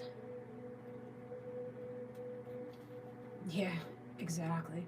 That's another thing with all the disease out here. Like, I don't know if you're so quickly to say, I want you in my sheets. That just says that you're community dick or community cookie. And that means that you probably could care less about your own body, your own vessel. You don't value yourself. And you probably do have something dormant in there that I don't need to take in. I have protected myself for 43 years. I haven't ever been a loosey-goosey person. And I don't plan on being that. It's not my character. It's not within me. So, that's it. He bowed out. I bowed out in the other direction. We good. No hard feelings. Just, it's not a match. Do better. Do better. Get over your young energy and do better.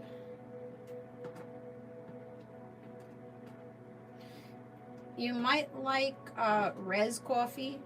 Or Rise coffee. HD, high definition. You need a high definition person. No news. Yeah, no. Me, news is like Eeyore to me. Like, somebody may have an Eeyore personality, just like, no, thank you. You may have a 6-year-old. Yeah, the news is too depressing for me to watch it. I pull too much heaviness with it, so I choose not to watch it. Even like Facebook, if I see like my whole feed is just fucking wars and depression and, you know, all that, I'm just like, no, I can't look anymore. Can't look at it. Something with the eyes. Somebody loves your eyes. They love the eye contact. Like I said, like you see through. Somebody looks at you and they go so deep. They feel like they go so deep and they soften with the eye contact. So you might have very soft approach about you. And they like that softness. So ND, Notre Dame, DNN, CREZEYE 6. This could be coming in the next 6 months. HG, GH. Good morning, good morning, good morning to you. So you may see this person in the morning. You might like hanging out in your den. You may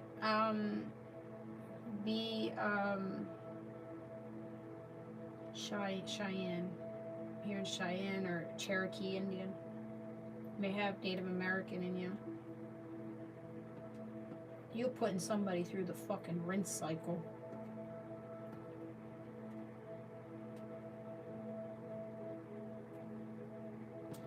You may be doing some renovations in your den.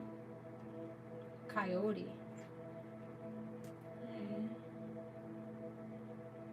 Remember that movie, Coyote Ugly? Pretty good movie. You want to watch that. You may have some coyotes in your yard. Cubic zirconia.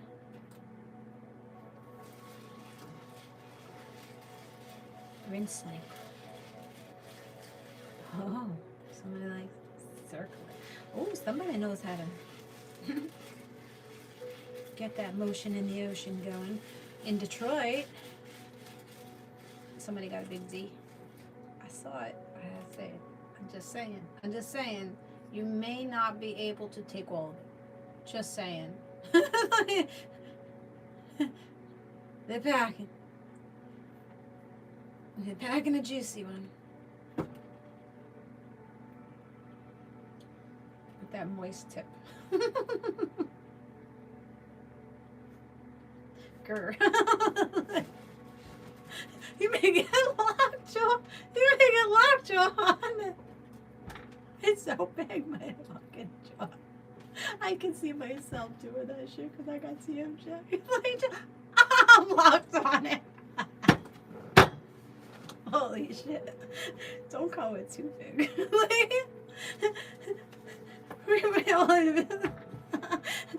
And just take that little bit. She's snitching on me. When the owner of the bar is talking about chewing your own arm off because you don't want to wait. What the fuck? Oh, you're making me glisten now. You're glistening in the moonlight. Move it. Wait, is it Move It? No, somebody that may like reggae dancing or reggae music. Move it. I have this song in my head, but I don't really know the beat. It says Move It in there, and I think it's from the 90s. Holy shit. Really? Somebody, it's gonna get nice and sweaty. Alright, you might have to change those sheets. Oh,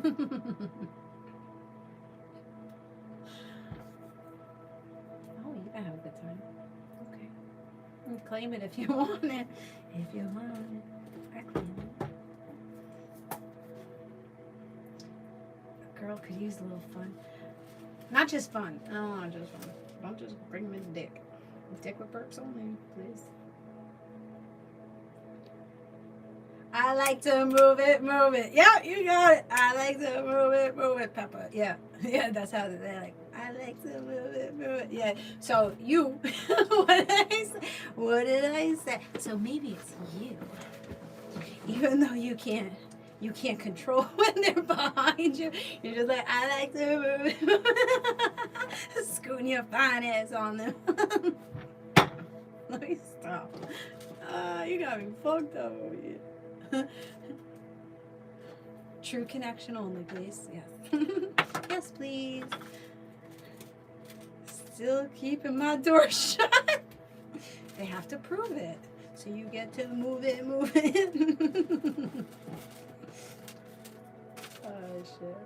I like when it goes into, like, rare form.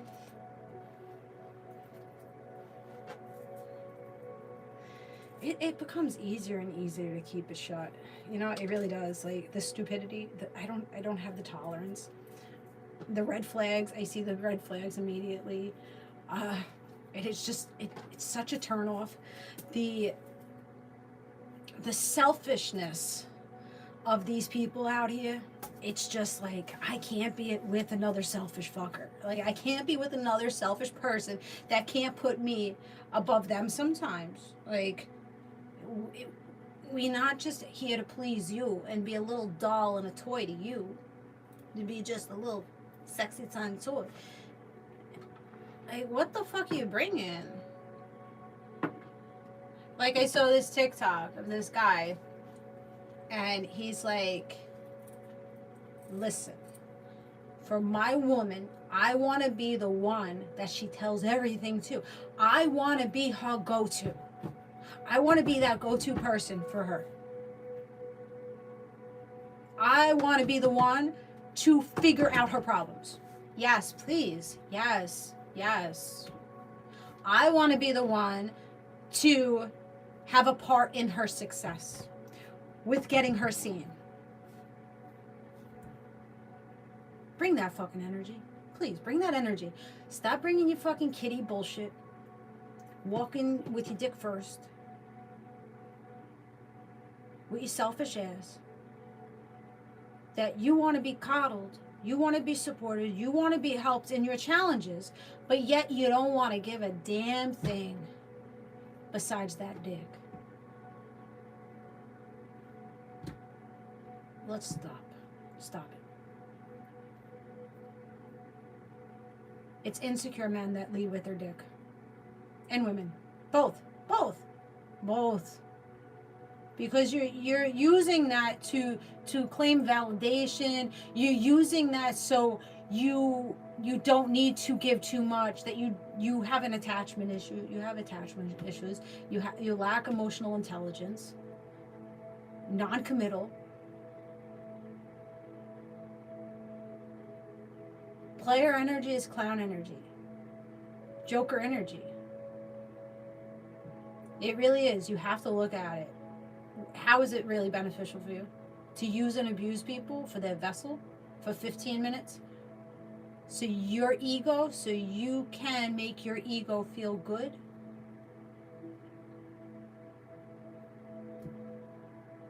Look at self if you are in that energy, or if you're dealing with somebody in that energy. Sit them down. Say, I'm not interested. Please. Now we gotta eat some seaweed. Never understood, only think with dick, yeah. I understand the playboy energy because I used to be a playgirl, okay? I used to be in that energy. Not giving it away. I was never loosey-goosey. But I did like the attention of a lot of males. I did look for the attention from males to make me feel validated. I did. I loved having a lot of men wanting me. And that was good enough. Just to know that a man wants me, that was good enough. to stroke my ego. I didn't need to get in bed with the man. Just to know the fact that I could get that dick, that was good enough for me. Until it wasn't good enough anymore. Until it was like, wait, these guys that, you know, they want to get with me, they just want to give me their dick. They don't really want to give me anything else. They don't want to give me commitment. They don't want to treat me well. They don't want to put any effort into me. Like, this doesn't make sense. This doesn't make me feel good. To have the validation of these men tell me how beautiful I am. Then it did, because I didn't realize how beautiful, how valuable I was. But then I started getting value and seeing that, you know, I am a beautiful woman. Now these motherfuckers slip in my DM and I'm like, and they come and be like, you're beautiful. I don't even acknowledge it. I'm just like, okay, and okay, that's great. Thank you. You know, thank you. But what else? What else are you bringing? What else are you seeing in me besides my physical? What else do you see? So it only can get you so far. That validation of somebody saying, oh, you're beautiful, I want to stick my dick. It doesn't feel good.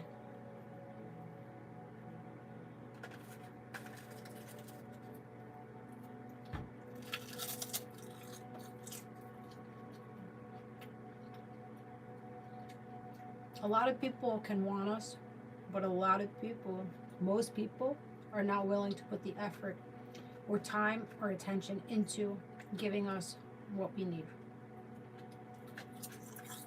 You have to become very strong in who you are and your values, figuring out what your values are. What is your moral compass?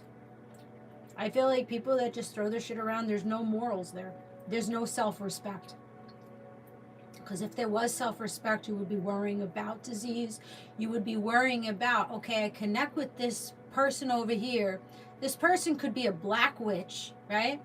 She gonna make, that pussy gonna get me attached to, like, chaotic energy. Person, a fucking batshit crazy person. But I gave away my dick to her. So now you're all entangled. You're all entangled in that black entity, okay? Those sexually transmitted demons that attached you unknowingly. They attached you because you so freely got into bed with that person.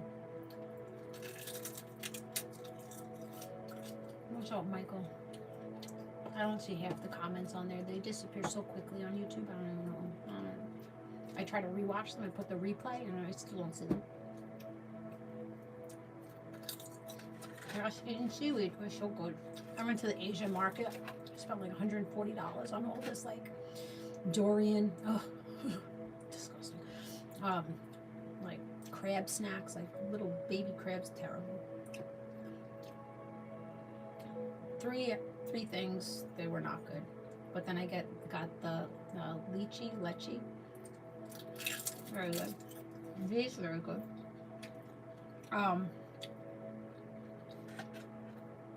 But really, know what you bring. Know what you want. You know, at that time in my life, all I wanted was play. I was a non-committal energy. I wanted to play. Oh, keep it light and bright and let's play. Praying got me heartbroken, right? Playing with motherfuckers that are not committal got me hurt. You're setting yourself up for failure. And you have to look at yourself. Back then, I wasn't emotionally available. I thought I was. I thought I was emotionally available, but my behavior wasn't saying that I was emotionally available because I kept dealing with other players. First, look at yourself and see what you attract, because you're attracting the same frequency of the frequency that you're in. Low frequency will attract low frequency people to come in and hurt you. High frequency will get you a better quality of people around you, more supportive people around you. But you have to be supportive to yourself. You have to value yourself. So sit your ass down and ask yourself, like, what is a priority here? What do I need? How do I need to be cared for? What is my love language? What is my attachment style? How do I sabotage myself? Am I emotionally open and available? Do I have emotional maturity and intelligence to sit down and talk to somebody about the problems in the relationship, or am I avoidant? Do I run away from the problems? I find it hard to talk about, my feelings. These are all things that you have to learn about yourself. Once you learn about yourself in that way, then you can start looking outside of yourself and understanding why people are the way that they are. And it's easier to overcome things once you are aware. You have the wisdom, the knowledge to navigate out of it.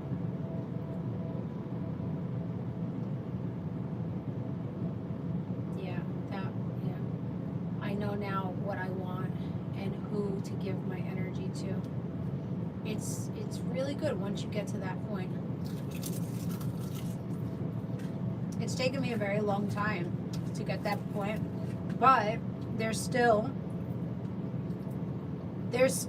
older energies that I'm holding on to from a time in my life that I was sitting in lack energy, that I'm still trying to work it out of my system. And that's why I started therapy again, because I'm just like, I don't know how to navigate out of this situation. I know what I know, right? I preach what I know. But sometimes the teacher doesn't listen to themselves. Like, we could give really good advice, but sometimes we don't take our own advice. So sometimes, it takes other people, you communicating to other people and them giving, their take back, or even like just reiterating what you're saying to them back to you, and you're like, oh, it sounds a little different when it comes from that mouth instead of in here. Or, oh, I said that out loud. Wow, that hits a little different when we speak it out than how it sounds in the head. So if you're having a hard time navigating out of a situation, don't be afraid to ask for help, get a read, call up your friend, or, pick up a self-help book. You're the only one that's going to navigate you out of the situation. Nobody else is coming in to save you. You have to save yourself.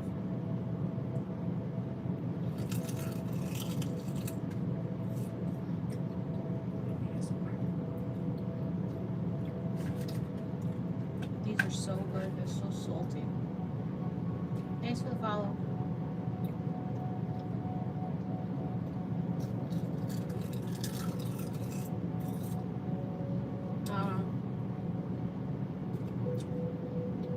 As I do the therapy thing, I'm going to learn and bring it to my community.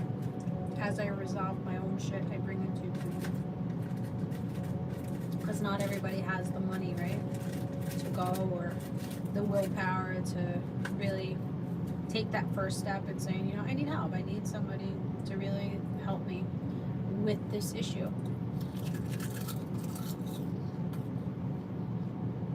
Don't be afraid of it. Because once you resolve it, that's it. You don't have to look at it again. Right? It's gone. Then you're on to the next thing.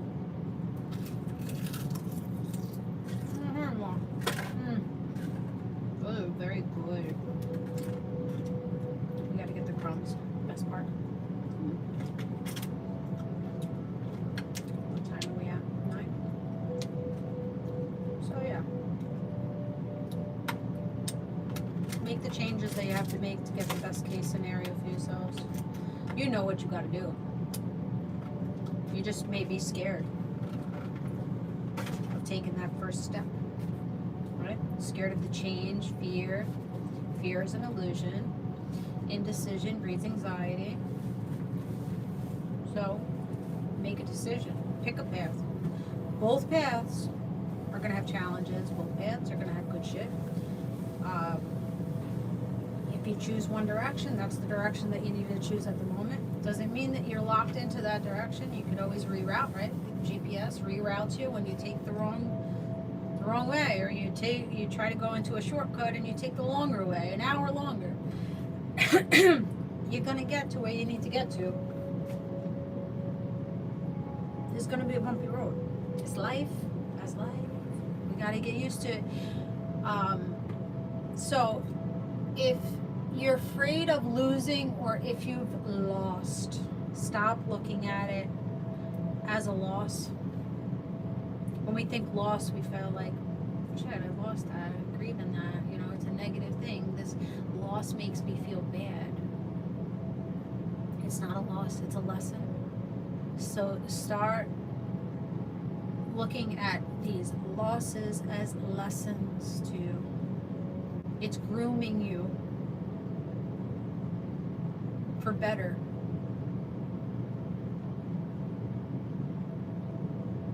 And if you're in your emotions, if you're feeling bad, sad, if you're in your emotions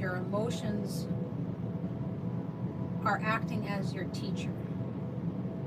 So your emotions are trying to teach you something here, teaching you the lesson, right, of the loss.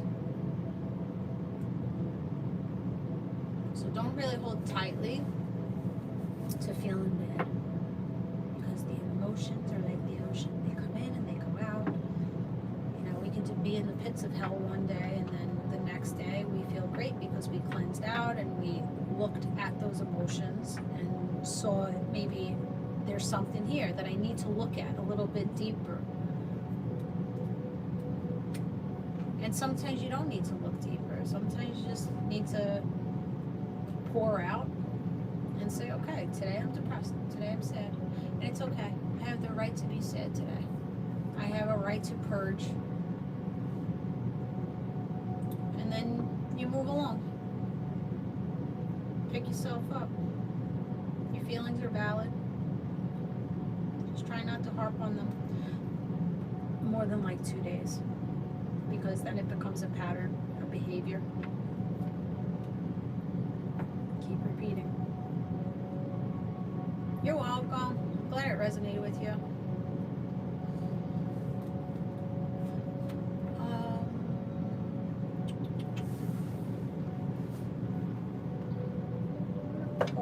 Let me pull this.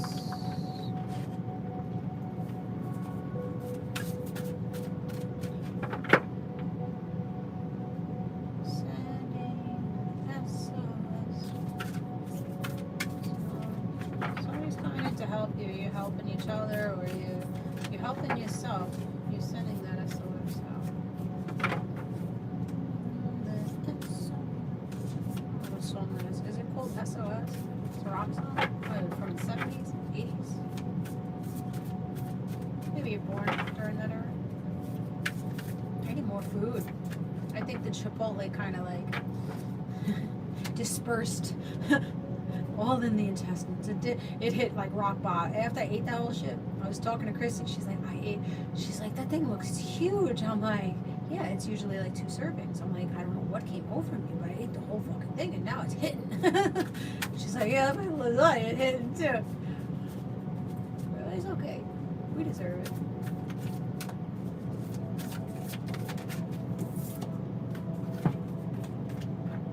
Let's see. Your eyes are opening to some shit.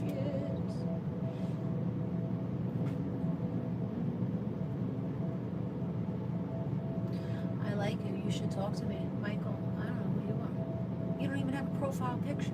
I don't understand you guys. You guys trying to kick it to me, but you don't even got no content. You got no picture. Like, you're not sending me like a voice message and saying, hi Jess, I'm you're not doing any of that. See the lack of effort.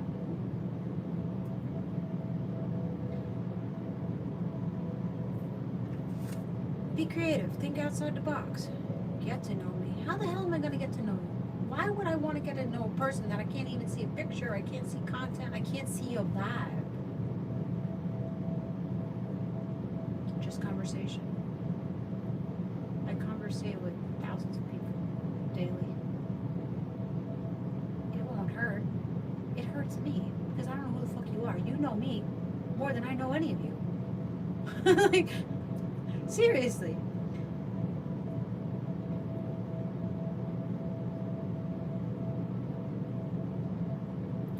I'm not saying that you're not a good person. You could be a very good person. But I need to see what I'm getting myself into.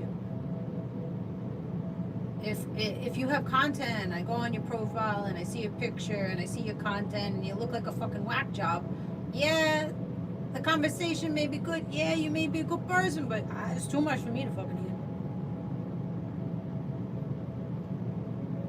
hear. You know? Like, I'm open to making connections, but you have to show me who you are.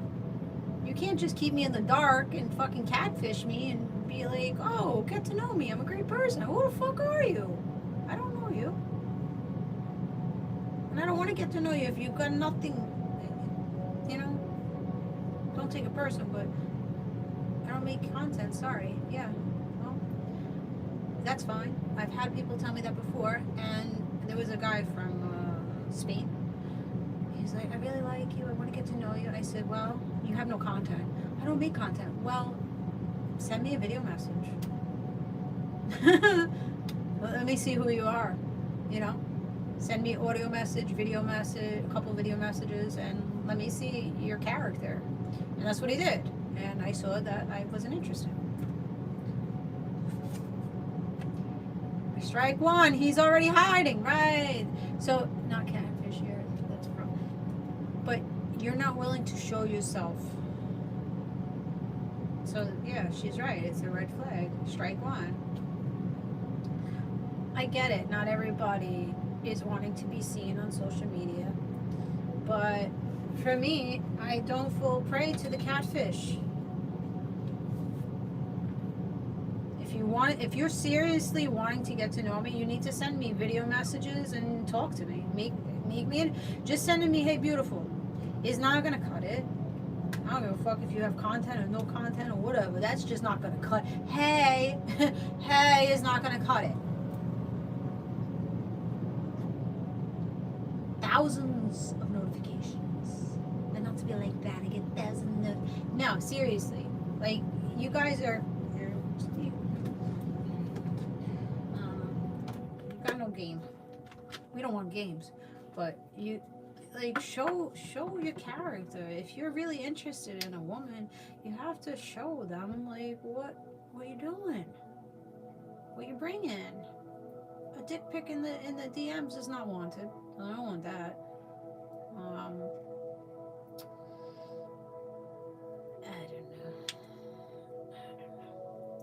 I'm very particular when it comes to my men. I'm very picky. Not that I'm picky, I just don't connect with many. Because not many get close to me. I don't allow many to get close to me because I've been hurt. And I just don't want to be bothered with the fuck shit.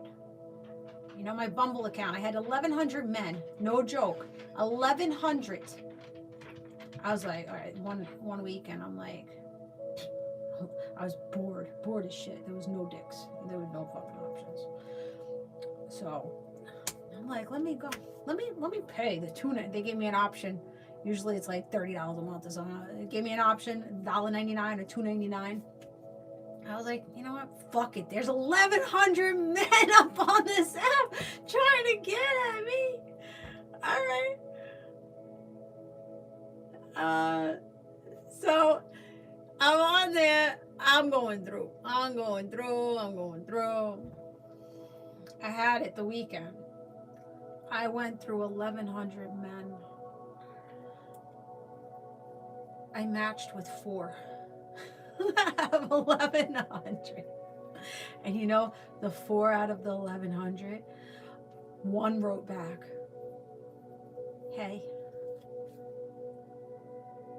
I unmatched. I'm like, holy shit. I'm like, this is not for me. This is not for me. Thank you.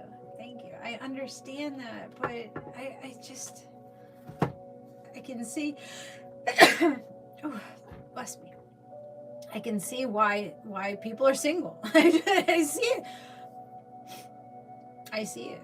It's just, I see why you're single. The communication. Like, women want to communicate. Like, I notice with my boys, guys just, they don't ask questions. You know, they don't pay attention to detail.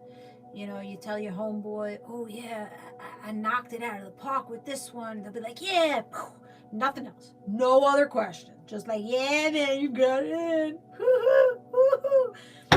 You tell one of your bitch girls, hey, I got it in. They're like, oh, yeah? What time? What day? How big was it? Did he call the next day? Are you going to see him again? Are you going to continue this? Like, we can go on and on and on and on. You see? You see? We need that.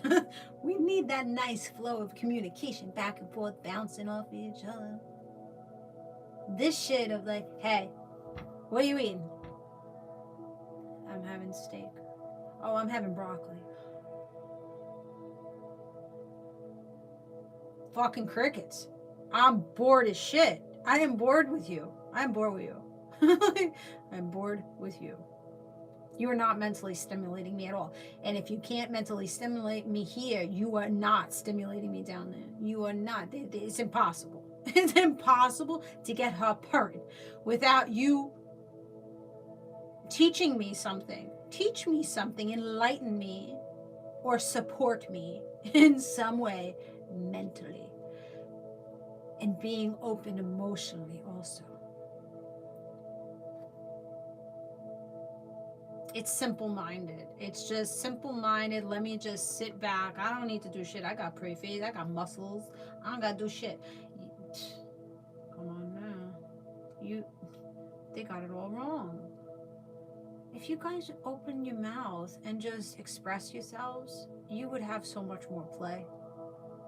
You would get probably a better quality of women. I don't know what to say. I don't know. But I know I'm bored. I'm bored.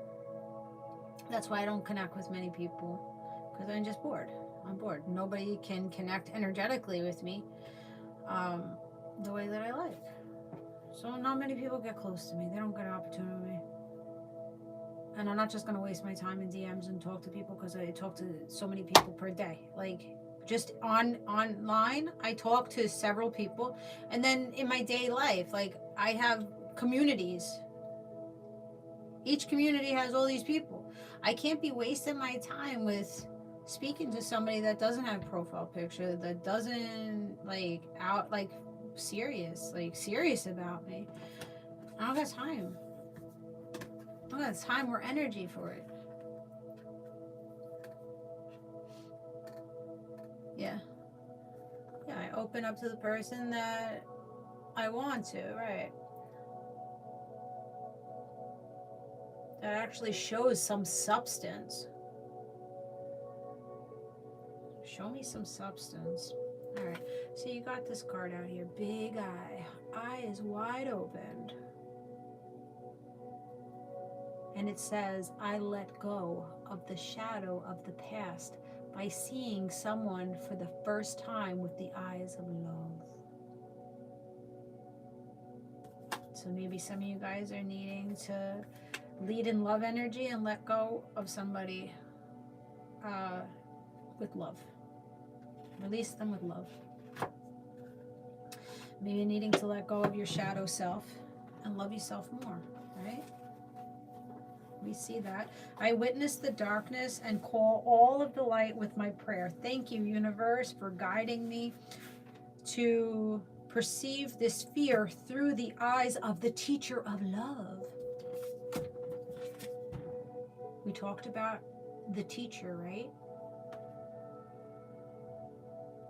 The emotions are the teacher.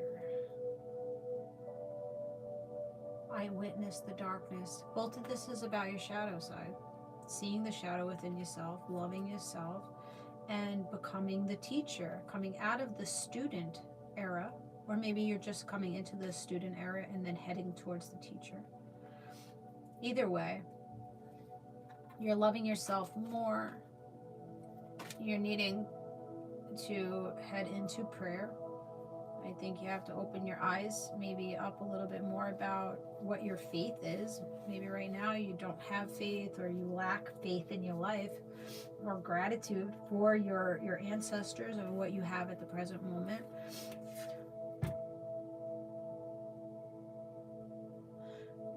MVP.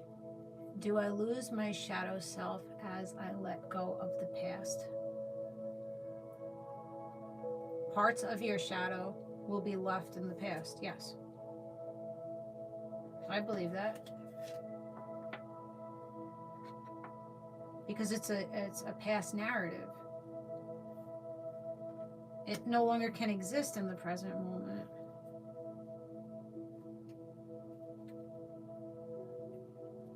You're changing, you're letting that past go, so it's more focus on the future. So that part of the shadow releases. The whole shadow never releases. You're always going to have the shadow, but it's different, right? It's less, and I'd say it's more positive side of the shadow. So ego, right? Ego can be negative, and then ego can actually be very helpful too.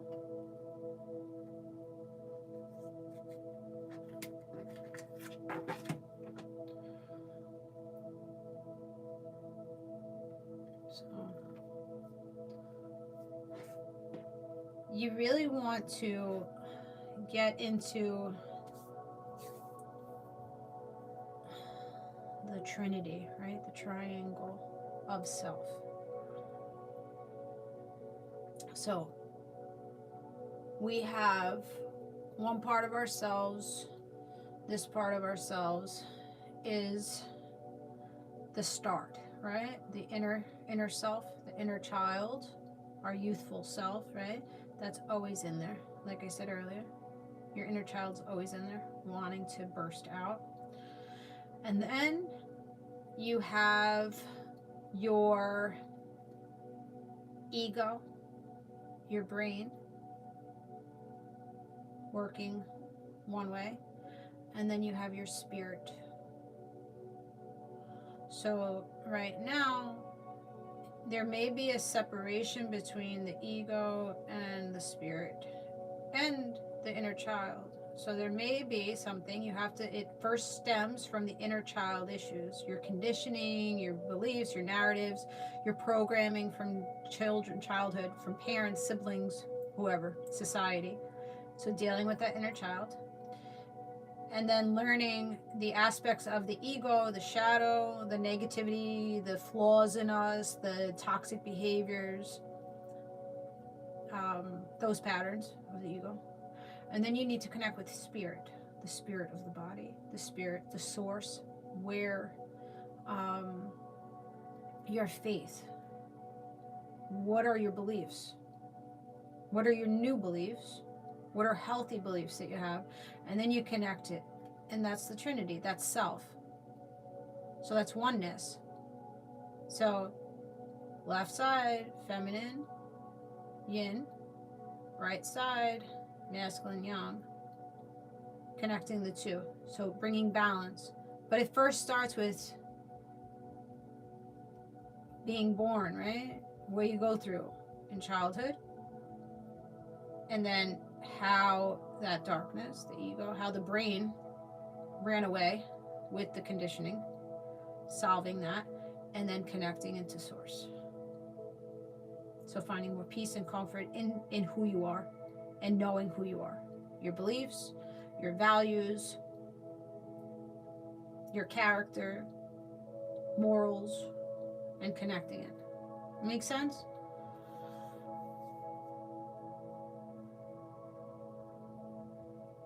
So the feminine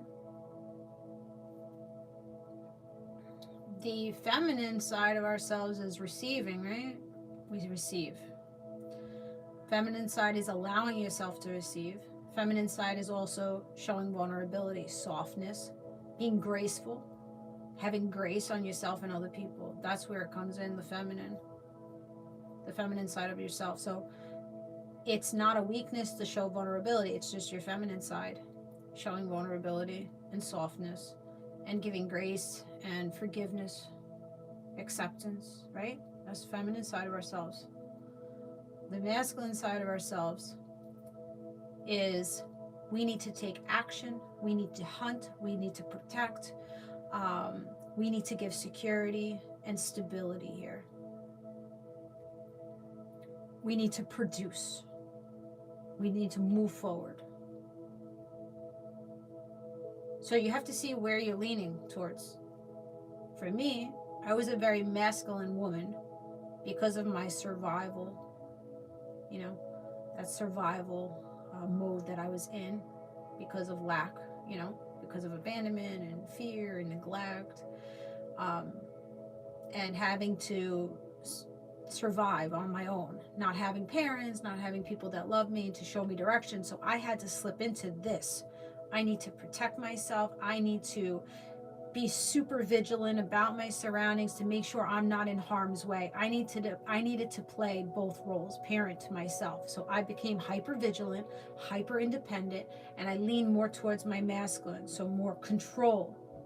So I wanted to control my partnerships, control my family, control the narrative of everything. That's where I felt safe because that's my inner child conditioning.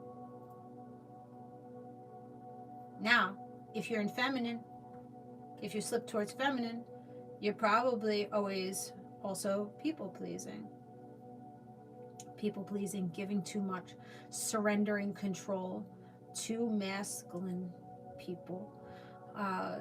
You're probably lack confidence.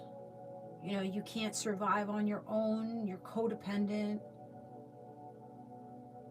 So you really have to come to a balance. Sometimes it sways, right? It sways.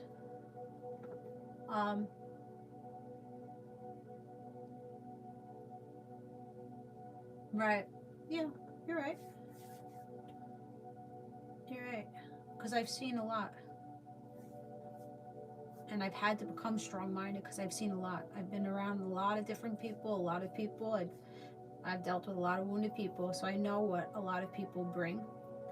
I'm able to put my guard down now for the certain type of person, certain type of people.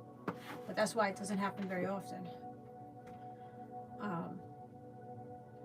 But yeah, learning, that's what I'm learning, is to be more soft, more feminine. So I'm trying to lean more that way. So you can, if you want to lean more towards, it is hurt too much, but I know what people bring. Hurt people. There's so many hurt and unhealed people that regardless, you're always going to be hurt. It's just, that's the fact of it. You're always going to be failed some way or another because not everybody lives up to expectations. Not everybody has the capacity to give you the things that you need. So people are going to fail us. So I've just come to the terms that yes, people are going to fail us, but it's not because of me that they're failing me. It's a them thing. They're incapable of giving me what I need out of this. So I don't have to take it upon myself and say, I'm not a good enough person. I'm not pretty enough. I'm not smart enough. I don't need to do that to myself. I don't have to ridicule myself because you don't want to love me. Used to do that, right? So, yeah. So slipping into feminine energy is very hard for a masculine woman to slip into femininity.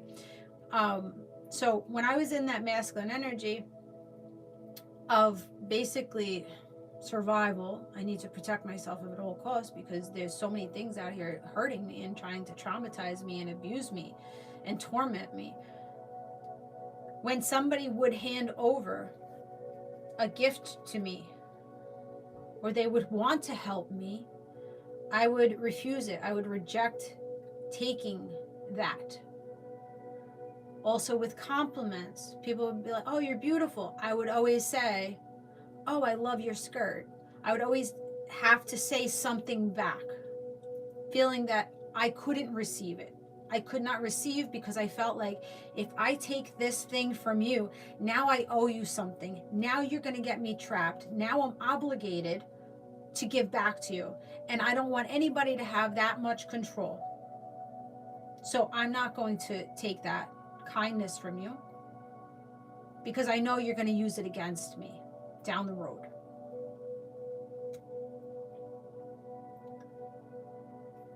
So when somebody wants to give me a compliment, I take it and I know that I deserve it. Then I didn't feel that I deserved it because a lot of people hurt me. I didn't deserve that nice thing either. So there's two things that are working there. So I've had to retrain myself to say, hell yeah, if somebody wants to buy me a crystal and give it to me, I'm going to take it. And I'm not going to take it and think to myself, now I'm obligated to be nice to you. Now I owe you something.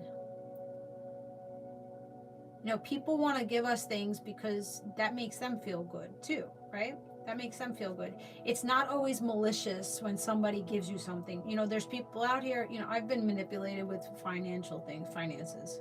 Like, let's get it straight. I've been manipulated with finances to just fall in line because I did this for you. So now, even though that was a fear of mine, I still allowed it. Now I have you by the balls. Now I can treat you however I want to fucking treat you. It's not always malicious like that when somebody wants to do something kind for you. Know that you deserve the kindness, be able to receive the kindness, and you don't have to say anything back. If somebody wants to give you a compliment, take it. Thank you. And smile. Thank you. Appreciate that. You don't need to say it back. You don't have to give anything back. You deserve that kindness because you've given that kindness out to other people. So it's just, you know, good karma playing back out on you.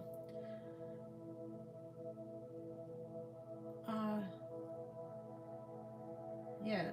And there are, you know, people do want things in return, but that doesn't mean that you're obligated to give it back. Not obligated. The same thing goes, like, I'm a person that I like to give, right? If I like you, I turn into a fucking lover girl. I want to do everything for you. And I've had to stop myself with that shit because it just put me in a bad position. Like, people think, you know, you show kindness and care and gifts and love energy to people. They can't handle it. Like, you know, emotionally can't handle it. But where was I going with that?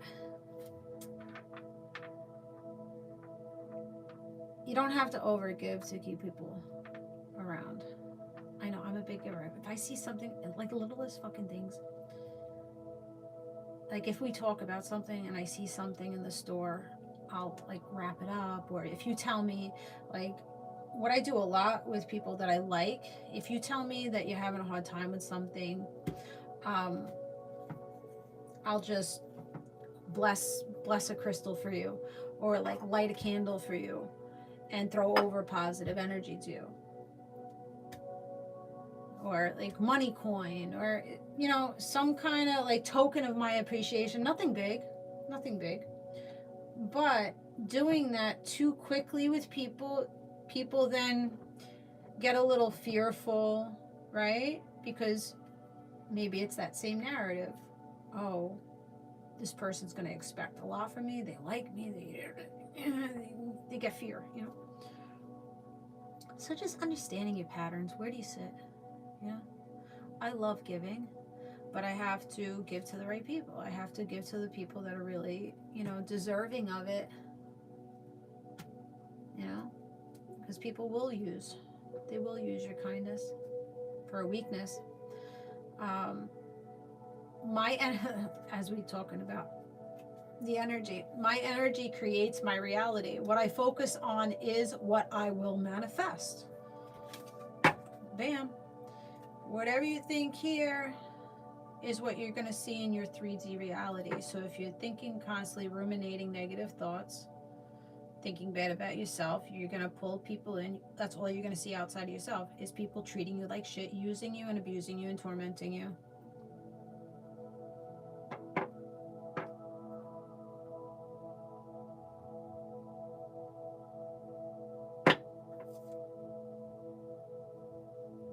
So bottom line, you gotta know yourself. You gotta learn yourself.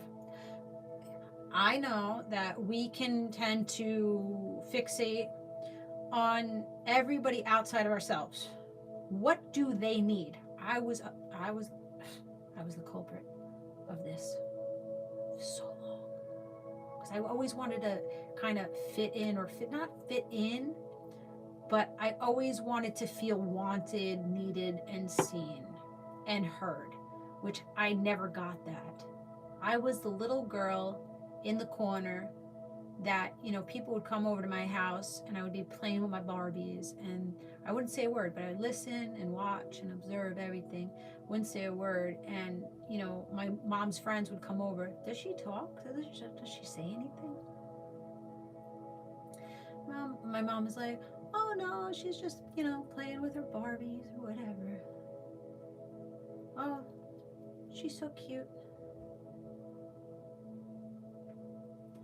So you really have to see where you sit, and it comes with childhood. How you being seen in childhood. For me, I was not seen in childhood.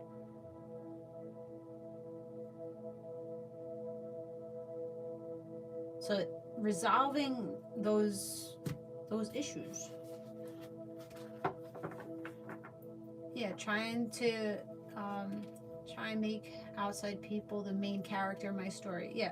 So with that being said, that's what, once I started like coming into my own like teenage, I felt very complacent in like groups of people. So I felt like I had to work extra hard to keep people around me or to be seen. And that's where the ego came involved. And then I was the player energy, just needing somebody to speak, oh, you're beautiful. And that's it. Like just taking the bare minimum that was good enough, because I didn't think I deserved anything else, because I never got that. There was never any people around there giving that energy to me. Like I had my grandmother and my father, but they weren't, you know, they weren't around a lot. It wasn't like a routine with them. But anyway, don't put other people above yourself. Don't worry about what they're doing so much, because most likely they're not sitting there thinking about how they can be better for you, or, you know, worrying about you at all. And don't feel bad about it. Just everybody's for themselves. Everybody's for themselves. So why should we spend so much time being the best version of ourselves for them? No, it's not for them. It's for you. And then as you do that for you, you then pull people that want to treat you the way that you treat yourself. So be the person that you're trying to attract in. Be the person that you would love to date. Like in the position, like where you are right now, would you want to date yourself? Like you're wanting this great, fantastic woman or man to come in and, you know, give to you. But are you at the spot where you can give the best of yourself to that person? Or the best of that self to you? Are you giving yourself the best right now? Are you showing up for yourself the way that you're wanting that other person to show up for you? Really, be honest with yourself. Are you really, truly ready to have a healthy relationship? Like when arguments start in that relationship, are you going to be able to handle it? Are you going to be able to handle the ups and downs and the shadow of that person and the shadow of yourself?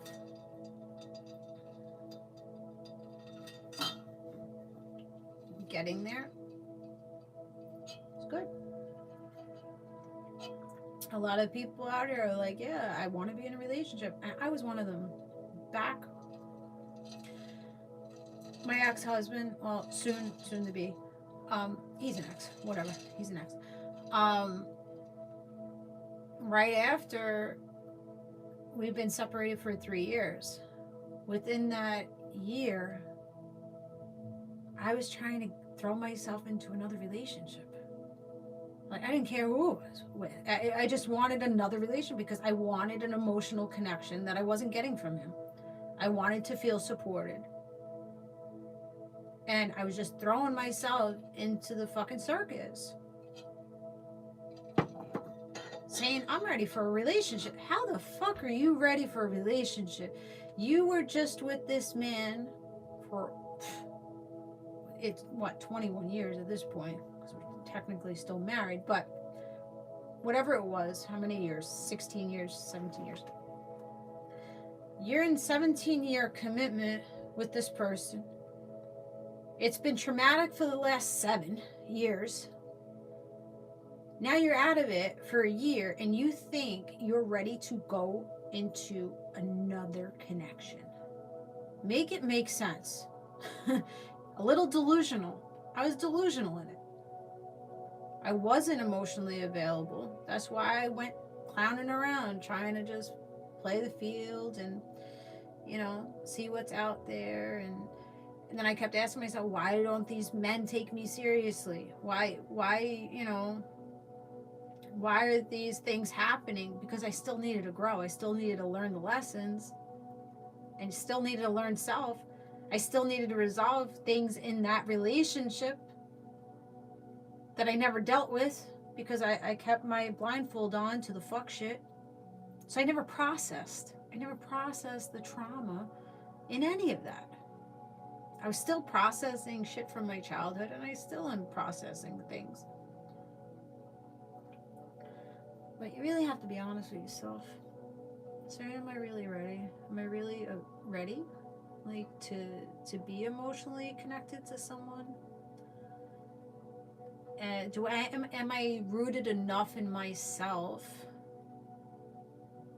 to become rooted with someone else where that person that you're going to be with is going to rock you, right? Rock you a little bit because they have emotions, they have trauma, but are you rooted enough where the next relationship that you go in, it's not going to shatter you? Are you independent enough that you can stand tall if that next relationship doesn't work out?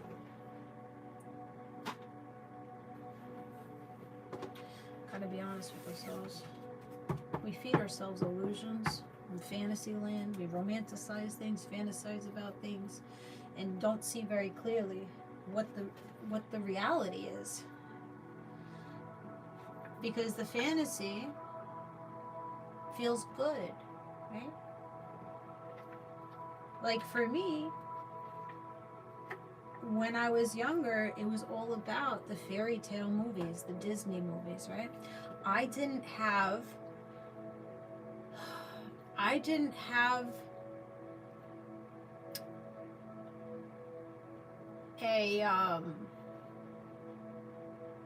a canvas. Wait, hold on. I didn't have something to look at. I didn't have a relationship that I could look at, a healthy relationship between two people. There was no healthy relationships in my childhood whatsoever. None. Absolutely zero healthy relationships. So in here, off of Disney movies, I created, that's how a healthy relationship looks. Society. The woman cooks and cleans, raises the children, she's a good wife to the husband. That's what I had in my head. So what did I put myself in? I bowed to the men. I tried to please the men, do for them, and didn't expect anything else. Didn't expect them. Like, I expected, yeah, treat me good, but I didn't know what that looked like. I didn't know what that looked like. But I saw with my mother, she was manipulated with money. She was a single mom with MS with 2 children. Men would come in, buy her things, buy her food, manipulated with the money. Oh, I do all this for you. I give you all this.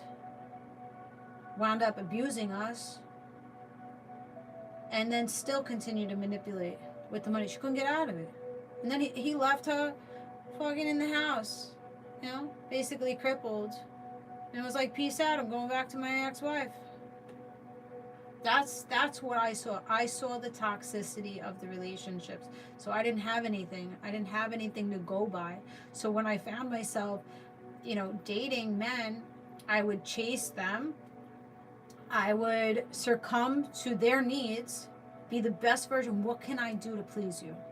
What do I need to do? I need to work extra, extra hard to please you. All I wanted to be was a wife and a mother, and to provide for my family. That's it. That's all I wanted. I had no ambitions to career-wise, to nothing. I had no ambition. Yes, I had a good job when I met my ex, working in the city in Midtown at a stock firm, but I was a receptionist, putting stock quotes in or whatever. Nothing crazy, but I didn't have any ambition. I didn't put any focus on myself because I had the conditioning from being abused from her boyfriend, being abused from my sister, not having my father around, constantly being called dumb and stupid and fat, and I'll never accomplish anything, constantly fucking battling and trying to claim my fucking spot, battling to keep a house clean, battling to not be abused.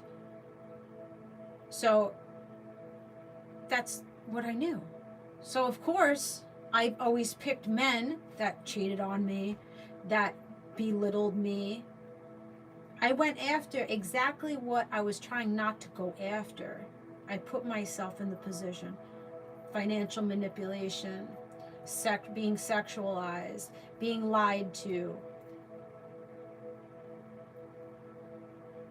When you don't have anything to go by, when you can't see it, you don't have that programming, then you choose what you know. You get comfortable in the chaos. You get comfortable in the struggle because it feels normal. It feels comfortable. It feels comfortable, but it doesn't. It doesn't feel good, but it feels comfortable. You're used to it.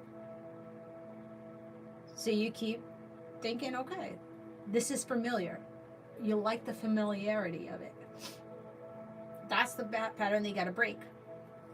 So that's the pattern I'm breaking. Now that I see it a lot clearer.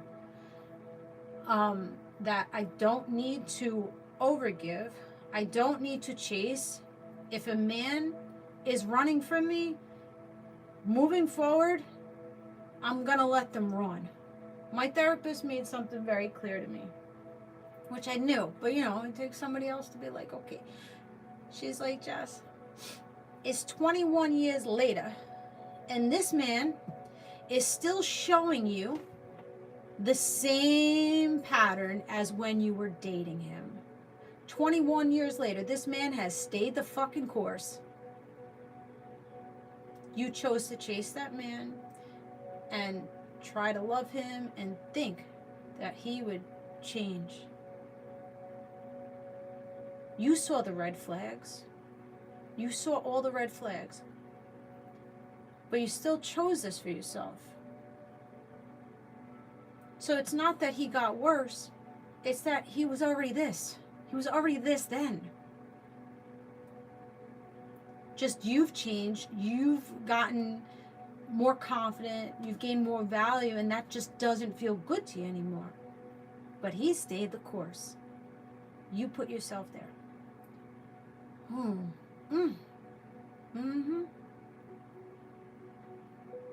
And that's what I tell him. I'm like, I've been chasing you our whole fucking relationship. I've been chasing you to love me. Ridiculous. Ridiculous. From day one, chased. Day one. What the fuck? So we see the red flags, but we want to bypass it because we feel that we're going to change this person or the love for us. We want to perceive them to be a certain way, you know. I was heavy on, I want to be a wife. I want to have a family. I want to be the best wife. I want to be the best mother. And I saw him as a good candidate. I was like, this is really good. This is good here. I think we could be abundant here. Right? Which we were. We were. For a while. Until we weren't. Right? But what do you need in it? Mine was, what can I do for this person? What can I do for everybody else? And not thinking about, hey, I'm not being provided for the way that I need or I want. You're welcome. This necklace, I cannot think. It's a labradorite. There's blues, there's a blue flash, yellow flash, silvers, pinks, purples. It's all different colors. It's called labradorite. I had it custom made from a girl in California.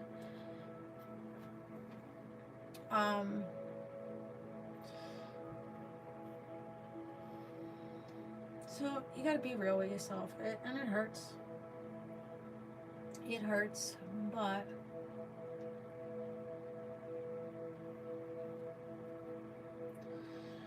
so, you know, I played a part. Not all him. It's not all these other people.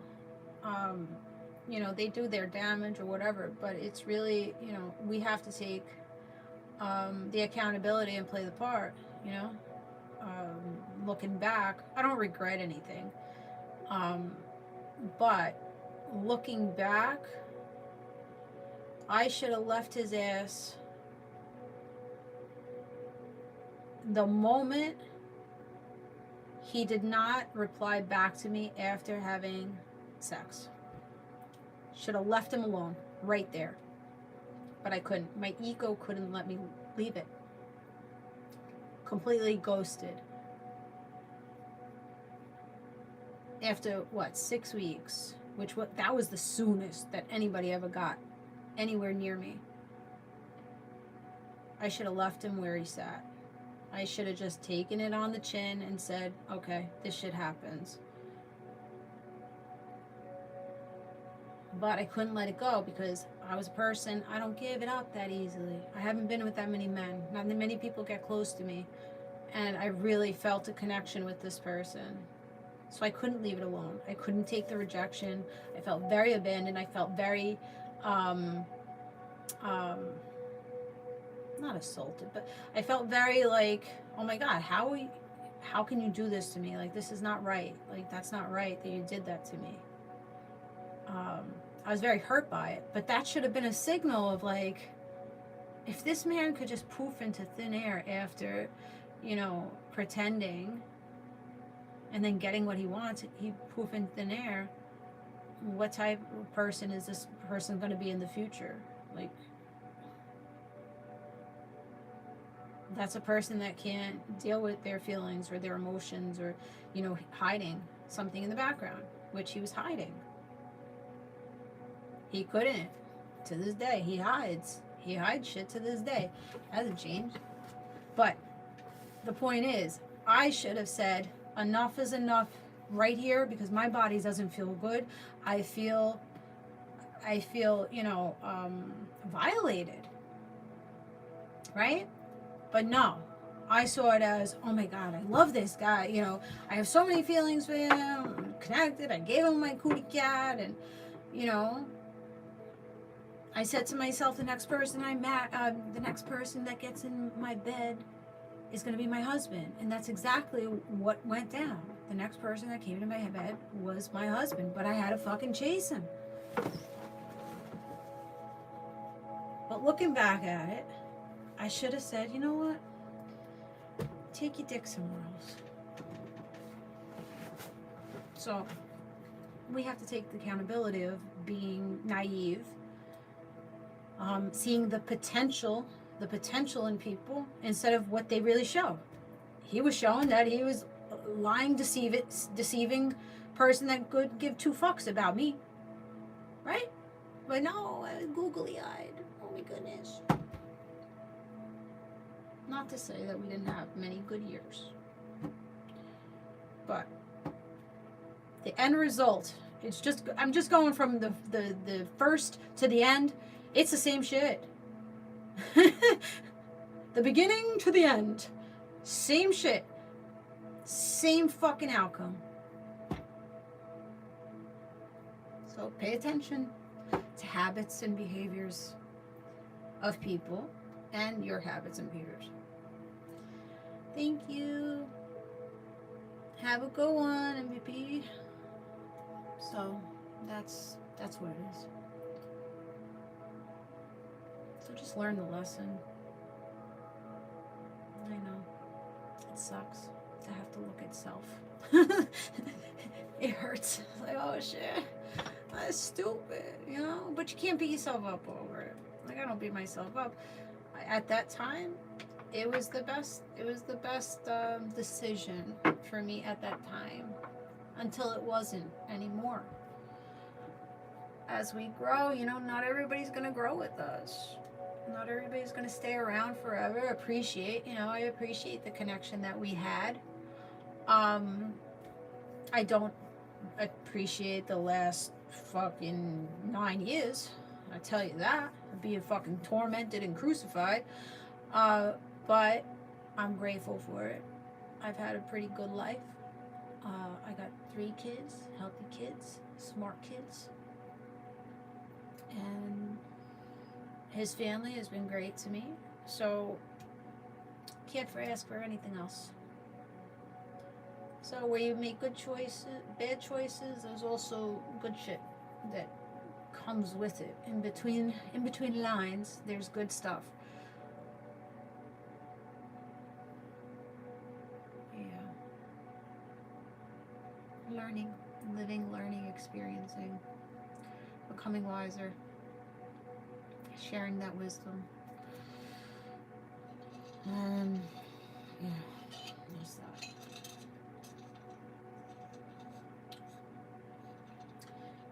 We've been on here a long time. I'm just running my mouth.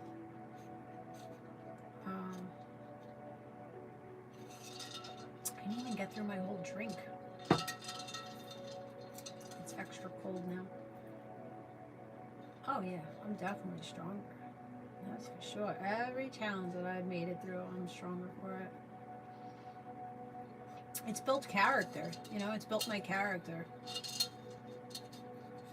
Like we don't really understand or see our strength until like a major disruption happens. And then we're just like, holy shit. When you overcome it, you're like, holy shit, how the fuck did I not end up in like a mental institute? Like I ask my, like you know, I tell people all the time, it's amazing. Like I praise myself because I'm like, you know what? I've done a damn good job in keeping myself protected with not having anybody here supporting me. Not to say that people haven't supported me along the road, but really like in hard times, who the fuck was here? No, everybody was working against me. You know, raising myself, playing on the streets, basically living on the streets. I had a house. I had a nice house. I lived on the good side of town, but I chose to stay on the fucking shitty side of town. So I was roaming the fucking streets all the time. So I'm like, it's crazy that I didn't end up dead in a gutter, kidnapped, drug abuse, sexually assaulted, dead. You know, it's amazing that I kept myself out of a lot of bad situations. Like, I put myself in a bad situation, but I always got out before it got to that limit, right? But without those experiences, I wouldn't have the wisdom that I have. And I wouldn't have that awareness. I wouldn't know how to read people or read situations or know how to navigate out of bad situations before it becomes worse. Or help other people. See, it's all like purpose. It's all purpose. Like, I never had a purpose. Like, my own purpose. I never had a purpose. But in the years, I've gained my purpose. My purpose is to heal people. My purpose is to guide people. My purpose is to have God use me as a channel to help other people find who they are, their power. So with all that shit, I needed to go through all of that. I was put here to transmute and alchemize all the bad shit in order to teach other people how to transmute it before they have to go down the same fucking road. That's really what my purpose is at this point. It's not about money. It's not about, oh, Jess, you're so fucking great. You helped me so much. No, it's not about any of that. It's just about being kind and being helpful.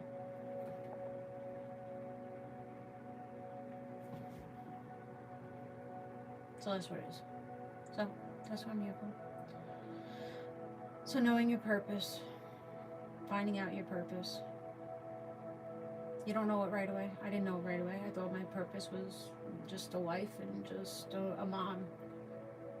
But I'm bigger than that. I played small. I always played small. Because everybody always wanted to humble me. They always saw the light. They always saw the uniqueness in me. They always saw the kindness in me. And they always had to humble it. Always had to humble it. Whether I was too skinny, eat a bowl of pasta. Or if I was too fat, oh, you got too many rolls, you're too fat.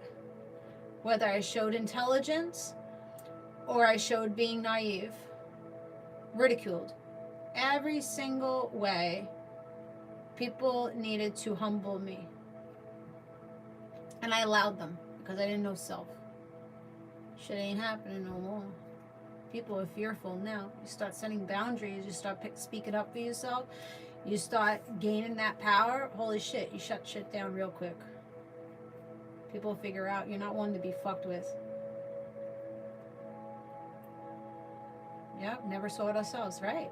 Right, because we have the outsiders always dimming us.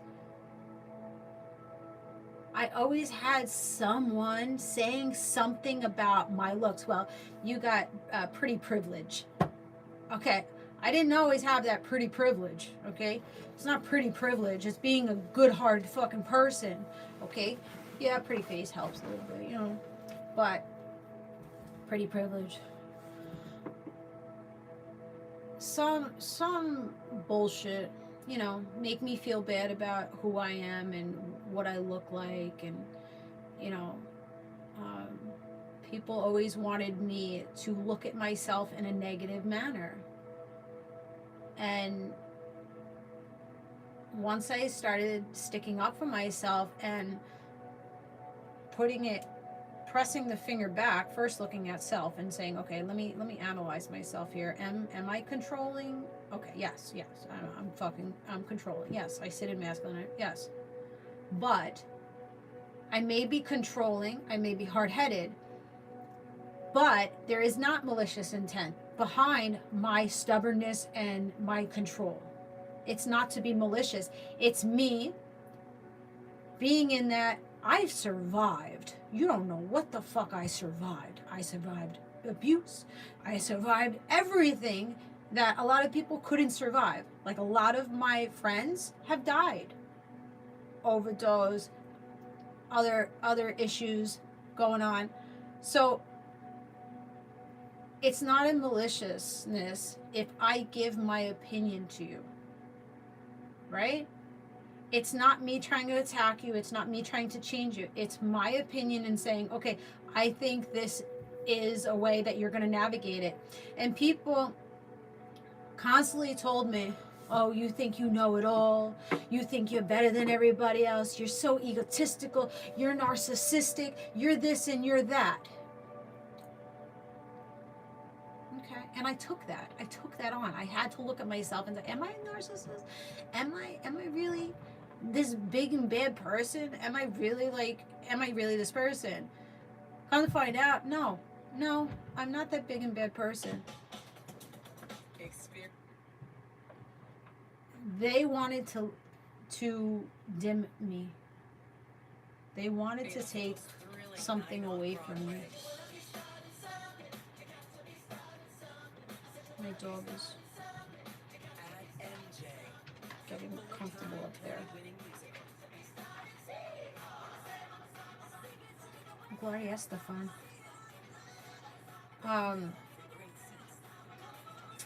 But yeah, I had to look at myself. And with that being said, 5 years ago? We're in 2025, right? In 2020, I started over here. So when I came on this app, I was still in that phase of being ridiculed and tormented, right? Of what type of person I am. Everybody always has to tell me who I am, and what I'm doing, and that I'm deceptive, and I'm this, and then I'm that. Anytime I was to press their character in some way, or give it back to them. Okay, you're telling me that I'm selfish. Meanwhile, I will watch your kids and let you go on a date night. I will change my schedule for you.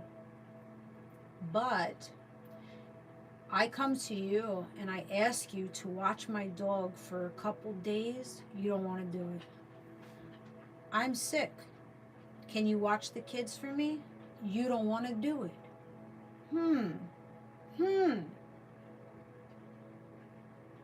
You're calling me selfish and greedy, but your actions are saying that about you. But I'm the bad guy. No. So I'm going to press you on your character now, since you want to come at me this way. Okay? We don't just bark. We don't just show the teeth unless you poke the fucking bear, right? Just me, personally, I don't do that. I stay very fucking quiet until you try to swirl some bullshit at me. And then I'm going to push it right back to you and make you look at the mirror and say, here, this is the shit you're doing. This is not my character. This is you. This is the projection of yourself. So when I put that mirror up to somebody else, they're like, holy shit, she sees me. You know, no, this is not me. No. This is you. You're the villain now. You are the villain in my story, and I can't handle this. They don't want to resolve it. They don't want to talk about it. You're the villain. You're the shithead. That's it. We're shutting it down. There is nothing to talk about. I get asked advice. Do you think we should do this? Do you think it's a good idea if we should do this? And I say, you know what? I'm going to be honest with you. I'm talking to you from my heart space with love. I don't think this is the best thing for you to do for yourself. I think right now you're in a dilemma. You're not happy with this situation that's happening right now. I don't think it's good for you to throw this onto yourself. Not to say that you can't handle it, but I don't think this is the best move that you can do to get your best case scenario. Then you go back to your person or whoever, and then she said this and that. And then it turns out, then you got another person coming at you. Well, why are you mind your own business? You're always getting the business. You're the biggest problem in my house. I'm the biggest problem in your house. You were asking me for advice and guidance, and I gave you the honest advice. Not to hurt your feelings. Not to try to knock you down at all. I see you're struggling right now. If you add it, it's going to make you struggle more.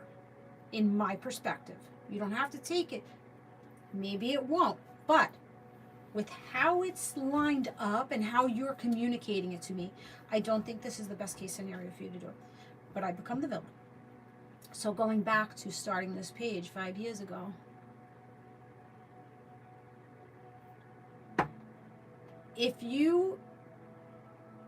so my page took off, right? I went viral, 700,000 views, 100,000 people coming through my lives back in COVID. For a good 2 years, we were fucking bouncing, right? Until people started reporting and got my shit shut down. But on this page alone, there's 1.3 million likes. We're going back up to what? We're at 50,000 people. Compare with the other 18,000 over there, the 55,000 from back then. YouTube, figure I'm up to close to probably 90,000. Okay, 90,000 people, has to be over 3 million views between all the fucking pages of me giving guidance to all these people. And they take the guidance and they make something better out of it, right? My guidance and my advice is not good enough. It doesn't hold weight. I'm giving you the same guidance that I would give to all these people, and they're listening to it. They're listening to the guidance, and they're not taking it as a personal attack. You're taking it as a personal attack. And now I'm the villain, and you're going to continue to play the pattern.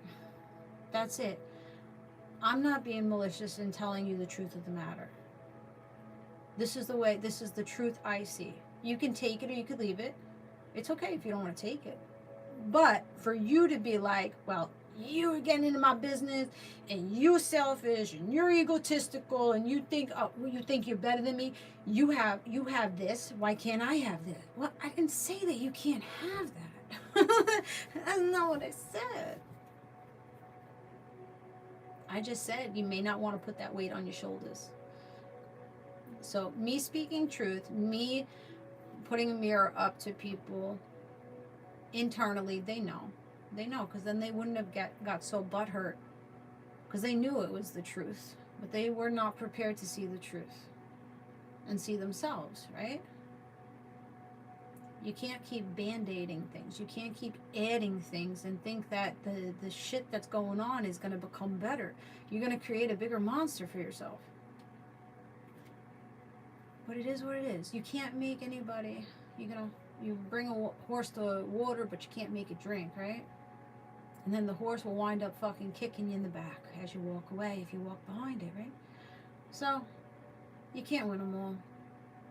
But that's the bottom line. When you start setting up, once you start seeing your value and you start setting these boundaries and saying, this behavior to me is not acceptable anymore, people start to get hurt and they start to say that you change and that, you don't like them anymore, you think that you're better than them, but it's really all a projection. You can't take it personally. I know it feels very personal and it's very hurtful. It's very hurtful because, these are people that I loved, these are people that I cared for, that I thought, were going to be lifers with me. But now I look at it like you can't see your own shadow, so I don't know. I'm sorry. I'm sorry you lost a person like me because you were unable to fix your toxicity and you just want to place blame. Done making it a me issue when it's not. Bottom line, it's not a me issue. So you gotta be okay with letting people go. And just know that it's not you. Sometimes it is us, but it's not you. That's it. Not you. So you have to grieve the living.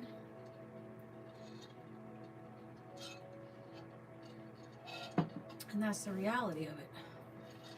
Because for me to continue to hold on to these people that were doing this to me, I was being unjust to myself. Constantly being crucified and constantly having to beg for forgiveness and say how much I've changed and have to prove myself to these people. Meanwhile, they're a repeated offender to me. They're doing the same negative shit to me, and I'm the one that's always begging and pleading for forgiveness and making changes when other people are not willing to care for me the same way. It's not fair. It's not fair. So if it's not fair, you have to make it fair for yourself. And sometimes that's shutting the door, because it's not serving a higher purpose. If I would have learned this sooner, I would have been a lot happier sooner, you know? Like, I kept myself in a depression. They kept kicking me when I was down. They didn't give a fuck. They didn't care. They didn't give a shit. And then expect me, after me going into a deep depression, them kicking me down during that, then all of a sudden these major shit starts happening to them. Karma starts playing onto them.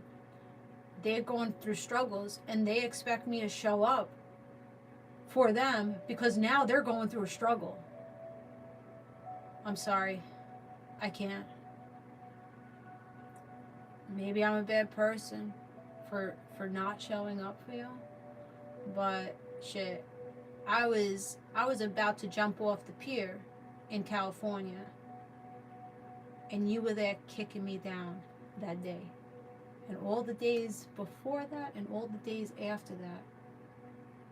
So you're going through an illness, you're going through trauma.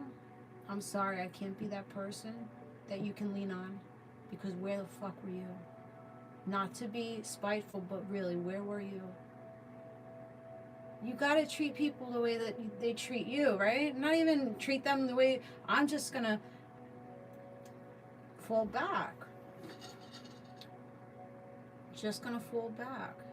And I'm not gonna be feeling bad about it. If you wanna run your mouth all around, well, she didn't show up for me. Oh, well, I could say the same thing. Years and years and years I showed up for you, giving, down. Years and years and years, you were not supportive. You didn't do your part with me. So eventually we get fed up. Okay, enough is enough. Like, I know that I'm not being camper. Like with my ex, years he tormented me and crucified me, right? Tormented me for my actions in the relationship. So one day, something just clicked in my head. He's like, oh, he was saying, oh, you don't love me. Oh, you hurt me, all this, right? Rightfully so. But one day, after him just tormenting me, I think this was right after he's like, oh, you're just like your mother, your white trash whore, just like your dead mother, white trash whore, some shit like that, in front of my kids. I was like, now you're still trying to get back with me, right? You're still trying to get in my pants. You're still trying to get back with me, and you're saying all these things to me. And I looked at him, and I said, you know what? I don't think you like me. I don't think you like me. That's the reality. That's what's happening here. You really don't like me. I've been chasing you for all these years.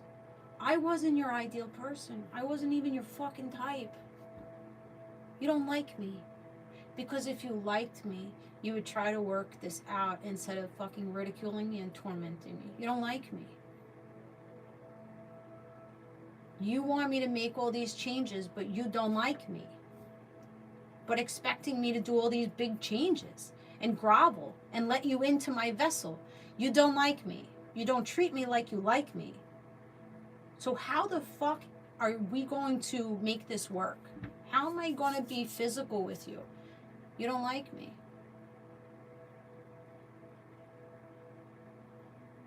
That's the reality. If somebody's not treating you right, they really don't like you. They don't care enough to do right by you. So that's when you have to be like, okay, I gotta go.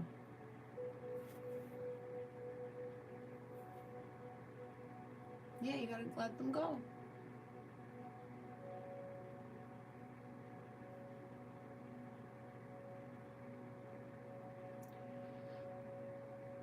It's good to communicate with your people. You know, I said my piece. I said my piece to all my people. I don't leave nobody guessing. Okay? I'm very upfront with people. When I'm not happy, when I'm not being treated right, I communicate very well as far as that. So I don't really ghost. I will ghost you after multiple times that I told you, this doesn't feel good to me, you're triggering me, you're being mean to me, you know, then I'll ghost you because enough is enough. Like, I'll block you. I'll delete you, unfriend you. If there's multiple attempts of, like, I'm trying to make it work here with you and you don't want to fucking make it work, then, or if you just keep coming at me, you're fucking blocked. You're not allowed in my house anymore. I don't want to talk to you anymore. I don't want nothing to do with you anymore. So being straightforward, communicating, okay, beat it, and then just leave, right? Slowly back away. But I think it's always important to communicate with people, because lack of communication moves into misunderstandings, and then misunderstandings become into arguments and fights, right? It's all attached. The problem is nobody wants to sit down and communicate and come to a resolution. It's an ego battle. That's why that day I'm just like, you don't like me. I'm not trying to battle with you and for you to see the value that I'm bringing to you, that I'm sitting here trying to work this out with you, but you keep wanting to say that I'm the problem. Okay, I understand. I had a part in this. I was part of the fucking problem. Are we going to overcome it? Or are you just going to keep poking the fucking bear and pushing me down and down and down and down? Or are you going to let it go? No, still hasn't let it go. You want to continue to sit there, out there, and fucking tarnish the name and do all the hoopla. You don't want to take accountability for what you did in it. It's easier for you to point the finger. So, at this point, I want nothing to do with you. Because you don't make me feel good. If they don't make you feel good, then what's the point of having access? Access is denied. If you don't make me feel good, if I don't feel happy, if I feel triggered, if I feel less than in your energy, why the fuck am I going to keep you here? Really? Why am I going to keep you here? It's not benefiting me. Connections need to benefit us in some way. It has to be beneficial to keep somebody in your energy. Same thing goes when the other person needs to feel that you are beneficial to them to stay going. What's up, Billy? How you doing? What's up, David? How you doing? Every word you're saying, I feel it in my soul. Yep. No, I'm glad you resonate, Michelle. He didn't love me. I don't think he really did. I think I was just disposable. I enabled him. I was disposable for him.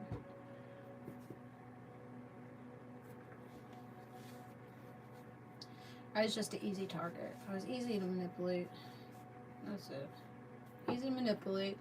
He felt that I was naive, and I was stupid, and I was a good fuck, and I was a beautiful woman, and that's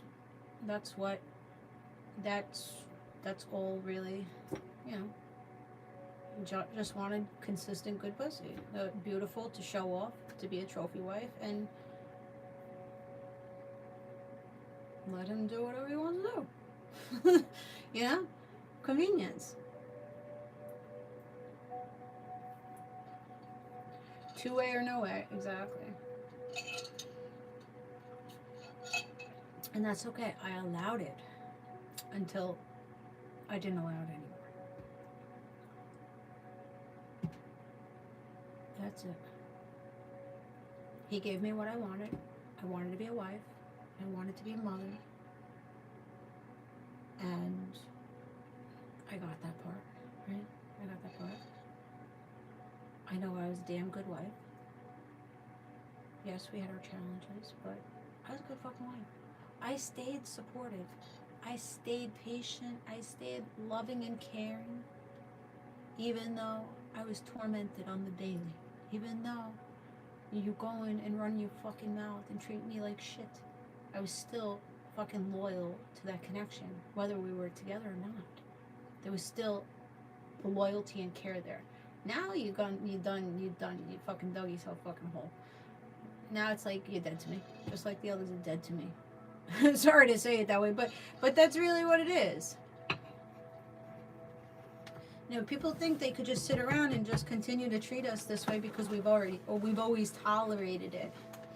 But eventually you just get fed up and you're just like, no. And I had to tell myself, like, he doesn't love me. He's not. There's no love there. A person that loves you is not going to sit here and devalue you on the daily.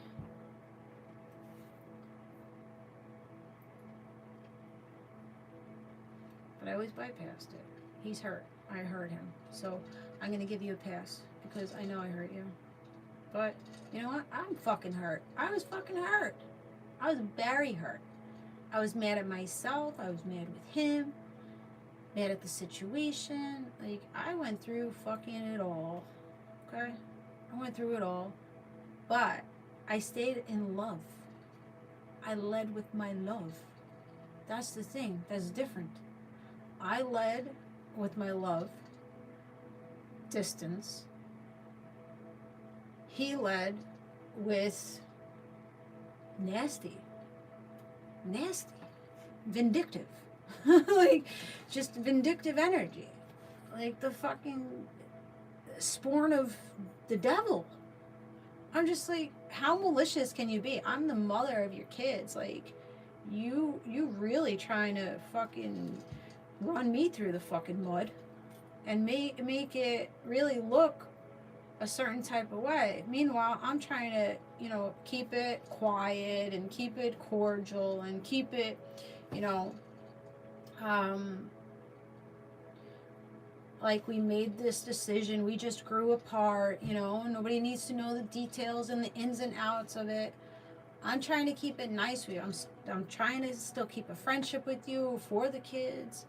But no, you can't do that. It's too hard for you to do that. So, you're a Cancer, and I gotta cut the Cancer away. You left me no choice but to do that. And that's what you gotta do with these people out here. People that make you feel bad. And it's not warranted. Like I said, oh, it's warranted. Because I hurt him. I did wrong in the relationship. It's warranted for you to treat me this way. No. I don't give a fuck. I don't care. I accept it. I acknowledge. I apologize. I change behavior. It's not warranted.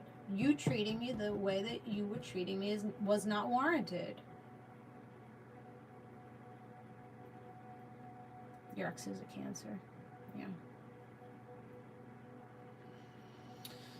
Yep. You gotta cut it away. And people will be mad at it.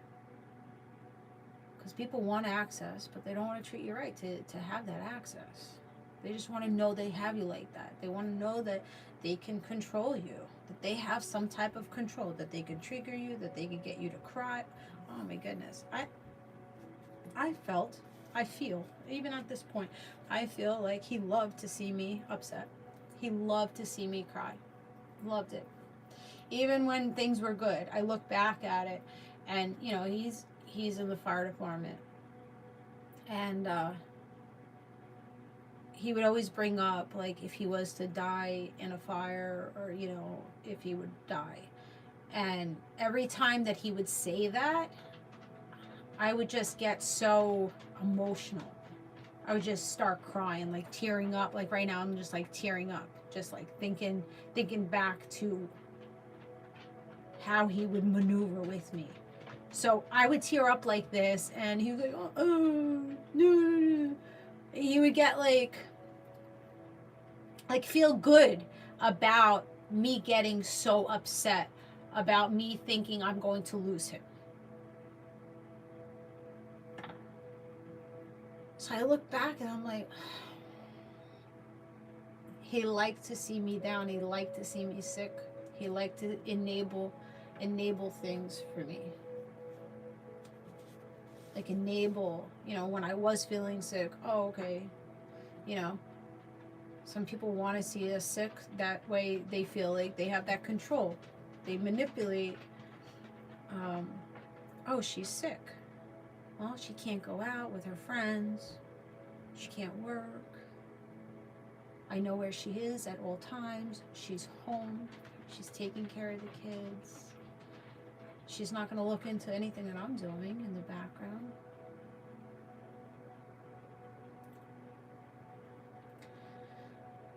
Crazy. It's crazy. It is crazy just to look back at it. And he would always bring it up. He would always tend to be like, oh, well, if I die, just to get that reaction. Like, it made him feel good. I don't know.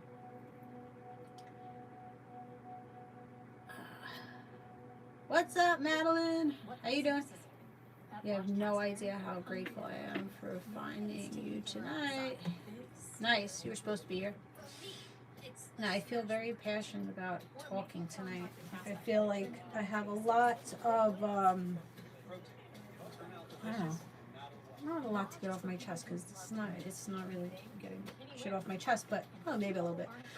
But it's more about there's other people out there that'll like this, but we don't see it because we're blinded in love. I loved him like no other. So it hits when you open your eyes and wow, you really never liked me. No wonder why you were running from me from day one. You just wanted the pussy and you want to leave. Okay.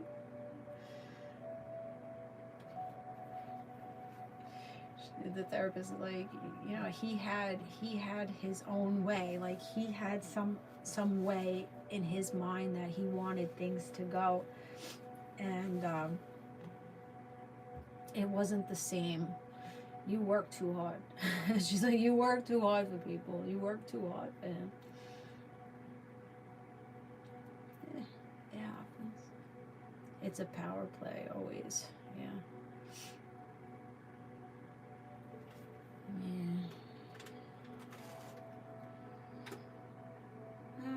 Eventually people show true colors. I don't know. You got to be willing to fix yourself. You're never good enough for the wrong person. Yeah, that's for sure. That's for sure.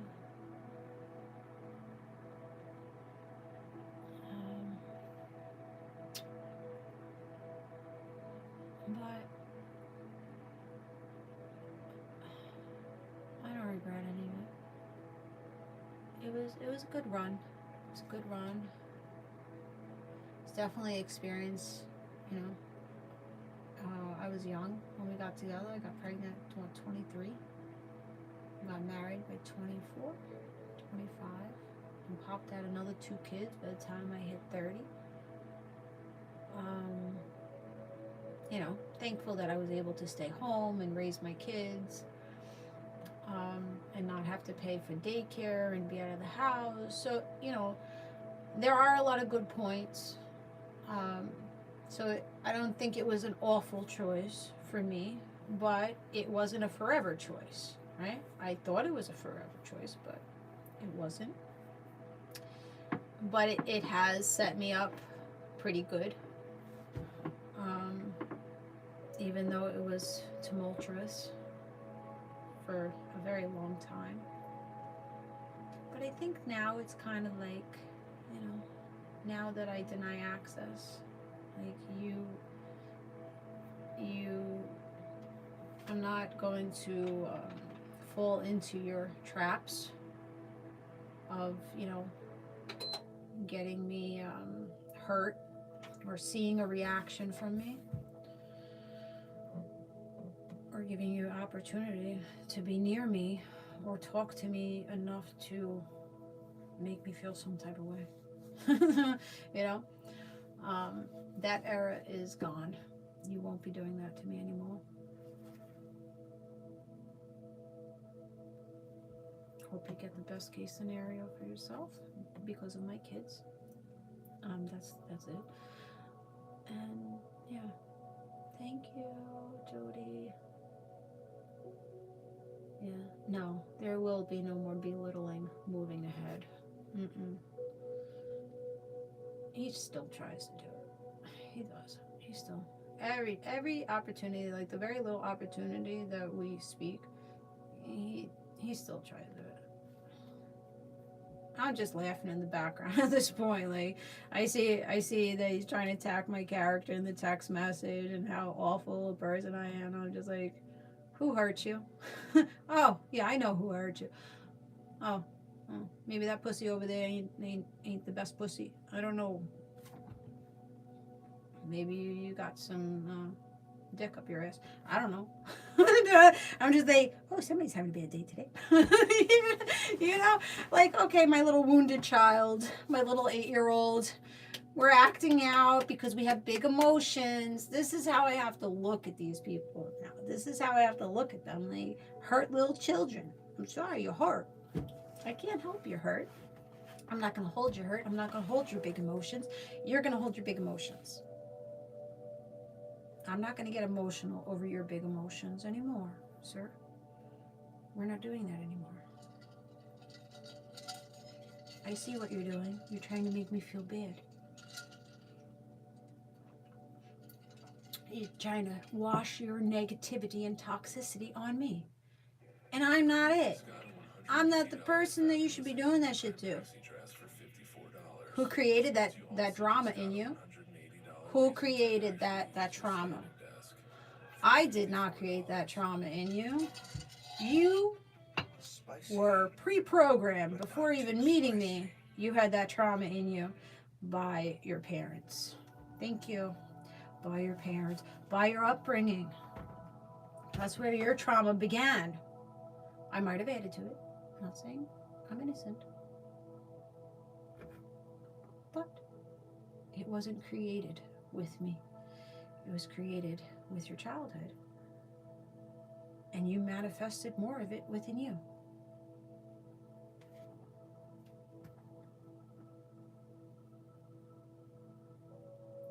Yeah, keep in control. Every angle.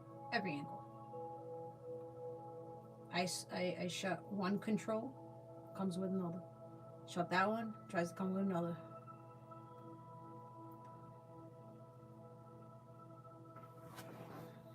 At this point, he has no control.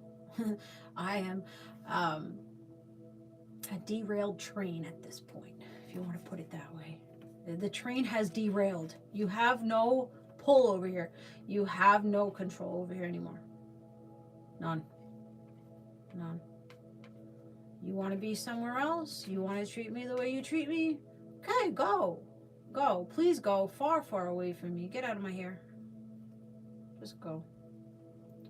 Hope you're happy over there. Don't worry. I've had to sit here and watch you go from this one and that one to this one. You watch. I'm going to get a nice, healthy relationship, and it's going to eat away at you. But I've sat here, and I've watched with my mouth shut. Let's see if you could do the same when I get into a serious relationship. When I get a man to fuck me in the bed that used to fuck me in. Let's see how you're going to take that. I don't want to hear a damn thing at that point. I don't want to hear a fucking peep. After all this shit that I was like, okay. It is what it is. Why are we spamming the chat, Veronica? Why are we spamming? this train has its own tracks. Yeah, that's for sure.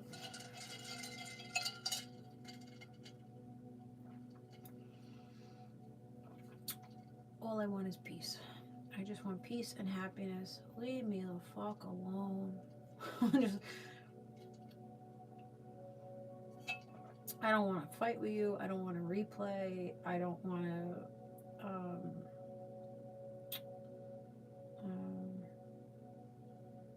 defend myself. Like, I'm so tired of defending myself. It's just like, it's like a broken record at this point. I'm not going to defend myself. You make me a villain in your story. You didn't go do that. You go do that. I know.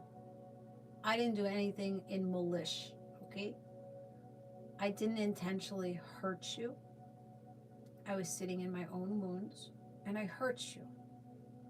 I didn't say, let me go and do this to hurt you. No, I was sitting in my wounds, and I hurt you, and I acknowledge that, and I change that, and I try to be better. But you can't say the same thing. You didn't do the same. Not fair to me. So, it's done and over with. Oh, my baby's crying. She's outside the door. Thank you, David. That's what I'm saying. I deserve magic in all aspects. Yes, I do. Yes, I do. And I'm seeing that more and more each day. Even though sometimes I slip back in my wounds and my little issues, but I really do. I really do, like, deserve the best of the best. I deserve a very supportive person that's not just going to financially support me. No, it's not. It's not about that. How can you show up for me emotionally? How can you show up honestly for me? Can you communicate if something's bothering you? Can you communicate your needs and wants and fears? Can you do that? Can you open up? Do you want to, like, go higher in elevation? Like, do you want to become the best human possible? Or are you content in your traumas and in your addictions? And putting that on other people. Like, drowning other people because of your wounds. I was doing it to my family. I was drowning them in my wounds. So I had to reel it back and see, my part in it. But some people can't get past. Like, some people can't get forgiveness, right? Or they give forgiveness, but they don't forget, and then it's never the same. And that's their choice. But it's your choice not to be tormented after it, Like, nobody has a right to keep bashing you after you apologize and make changes, to keep coming after you.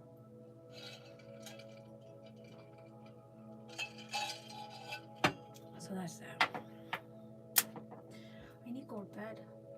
This puppy gotta go out, I think. Get notifications on my phone. Alright, so that's the guidance that I got for you today. Oh my goodness. How many hours? We came outside. Almost 4 hours. Almost 4 hours. Wow. I got a lot to say. Exactly. This I honestly want to, but I think we are rare now. Not everyone wants to do this work. Yeah, that's why it becomes so hard dating. Because you just see people as children and, like, wounded. And it's not to say we're better. It's not that we're better. It's just, it's a different vibration. It's a different frequency. It's an awareness, consciousness. When you're conscious, you can't play with the unconscious. Like, it's like you're conscious and somebody's comatose in the hospital. Like first meeting, like, let me go into a relationship with you. You're in a coma, but I want a relationship with you. How is that going to work? How's it going to work? What do you get it? Your needs are not going to be met in this. So to just sit down and just bypass everything that you know, everything that, you know, feels good to bypass, just to settle. No. It becomes very lonely, and that's okay. We have to, I like being alone. For the most part, I like being alone. I want, you know, I'm at peace. It's when men come in, I start, you know, that little cuckoo. The dick makes you cuckoo, right? It just becomes very challenging to deal with the lack of consciousness in that person.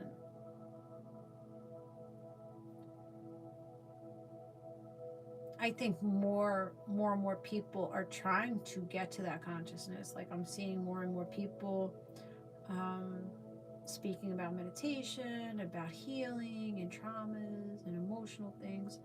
So that's a good thing.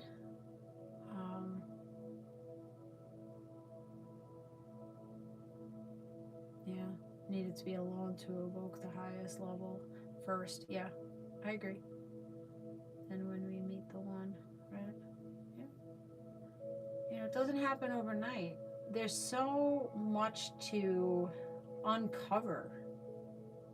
Especially like if you're older. Like I got 43 years I need to uncover. Like I need to unpack.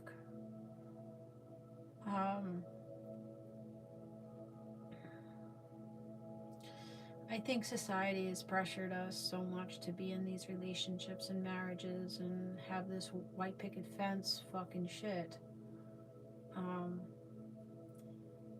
We need to reinvent the wheel. Like, we need to reinvent ourselves. Because that's great and everything. But there's more to it. Like, I don't even, like, when I was growing up, I never heard of divine connections. Never. Like, I never heard of, like, I don't know. It was more like, okay, the mentality was women serves men. Because that's what it was back then. Right? Even though this is 80s and 90s, that was still the mentality that we took on from the 50s. Right?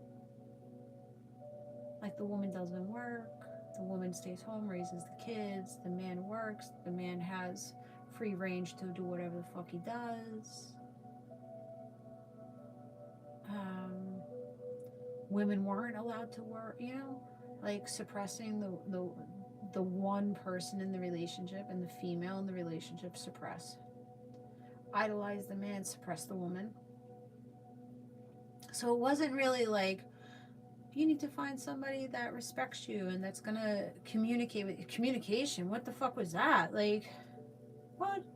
Emotional intelligence, what is that? Like, these terms never even were spoken about.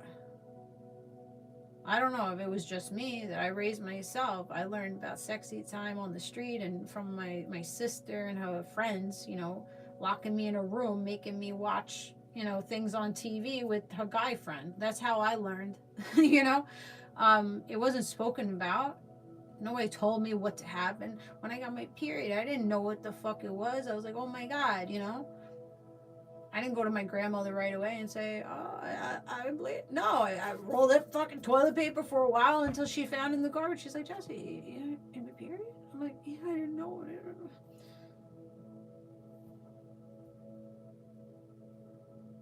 Everything was quiet, hush, hush. We don't talk about these things. We just show up prim and proper, and that's it. Thank you, Billy.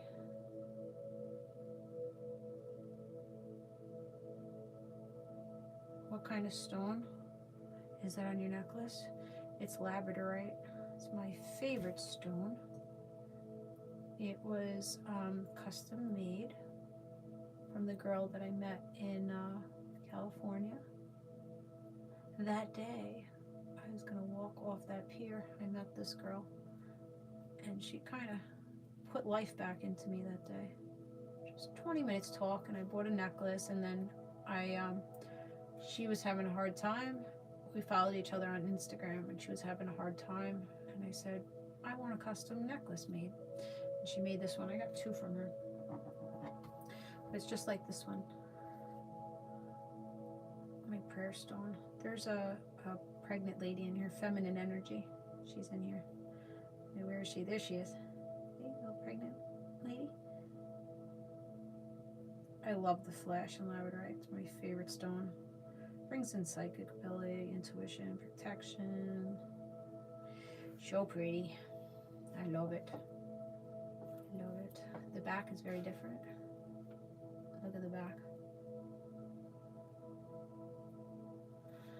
I haven't worn my other one. The other one is very pretty. It's more like wrapped in copper, and it's more of an oval. Has a little bit of quartz on it. It's a longer chain. It goes down.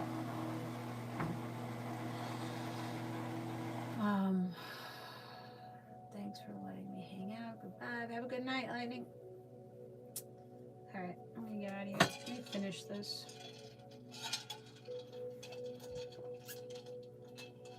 I gotta put my eye drops in. I think I missed a dose. Freaking. Yeah. This eye doctor has me taking these drops every 2 hours. Every time I put the shit in my eyes, I see white. It's like milk, pouring milk in your eyes.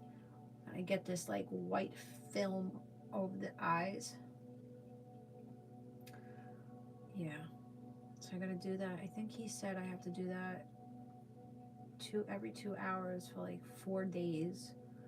And then bring it down to like every 4 hours. The 4th day, I don't know. I don't even know if they're helping. I feel like this eyelid is like a little swollen. Who knows? I'm hoping that it works, but we'll see.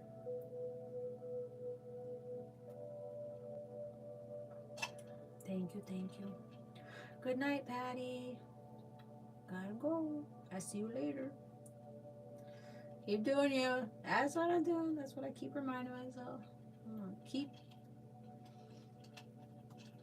Keep supporting myself. That's it. We gotta make ourselves first priority, top priority. Whatever community wants to show up for me and shine light on me, I'm welcome to it. Oh. What sign are you? I'm a Capricorn Sun, Capricorn Moon, and Pisces rising. I brought a hat down, so I'm like, I don't know if I'm gonna keep this messy bun. Woo!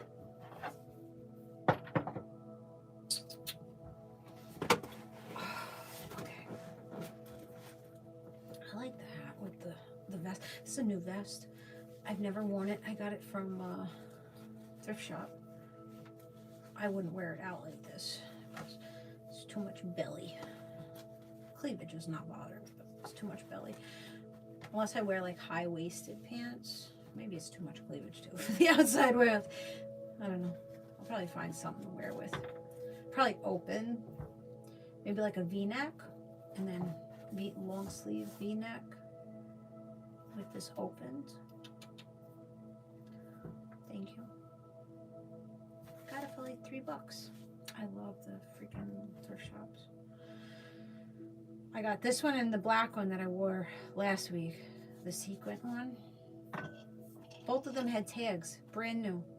Brand spanking new. Thank you. Is that?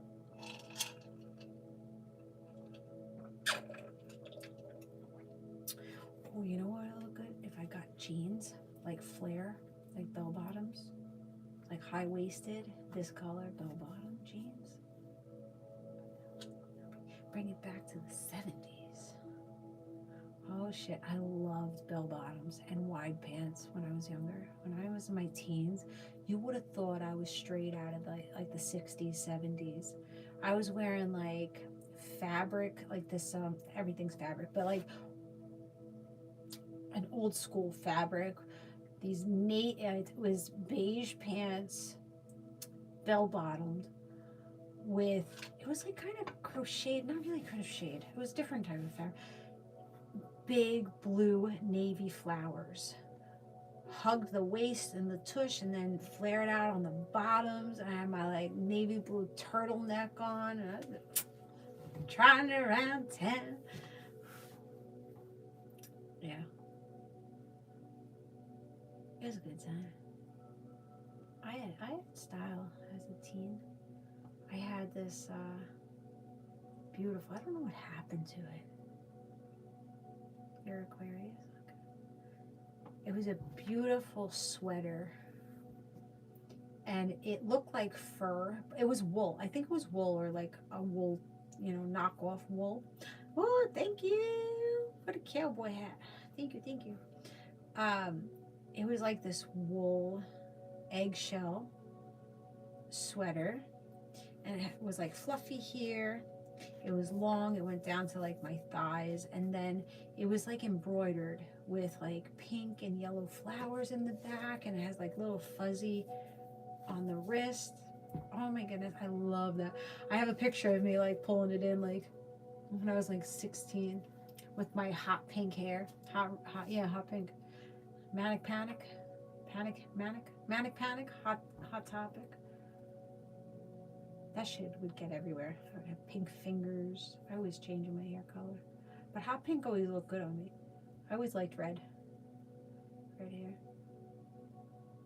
I don't know where that went. I don't know where it went. It just disappeared. Thank you. For your hearts, David. I can totally see that on you. Thanks, Ryan. I'll put up a picture. I probably posted that picture.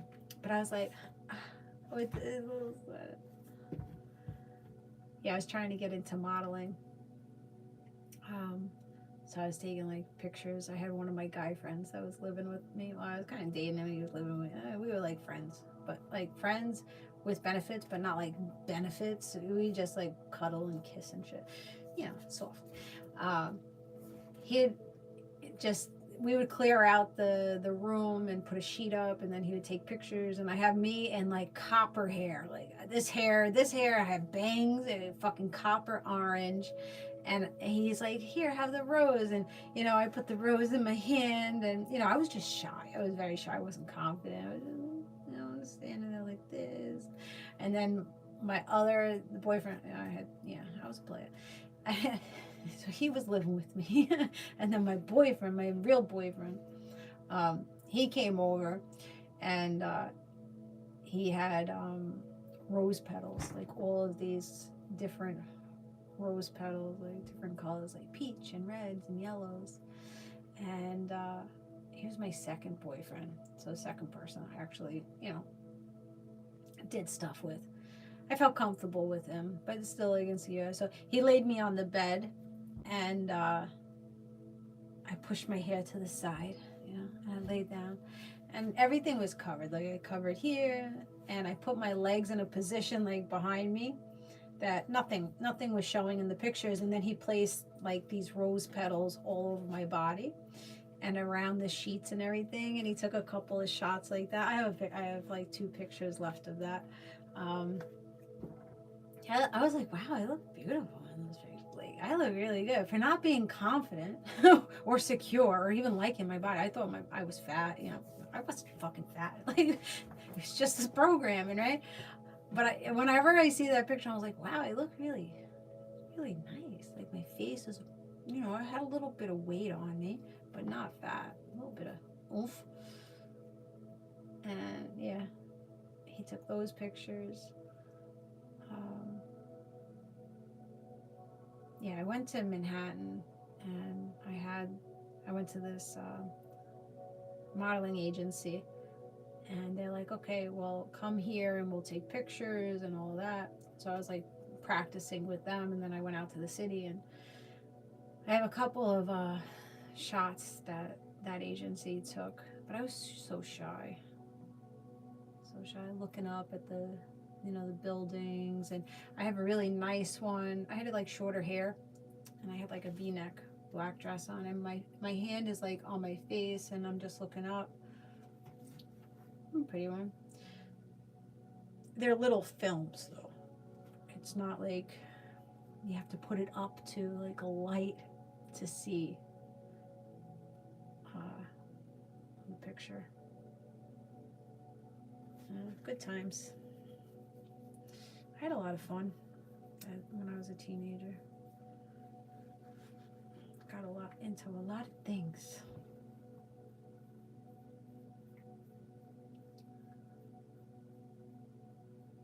Yep. So that's that. So yeah, hairstyle.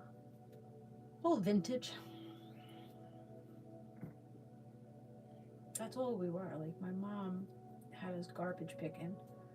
Like any time that she knew like a charity was gonna come around and pick up bags, we would go take them. Dumpster diving for clothes and going to Kmart and Goodwill, Salvation Army, you know, all these hand-me-downs.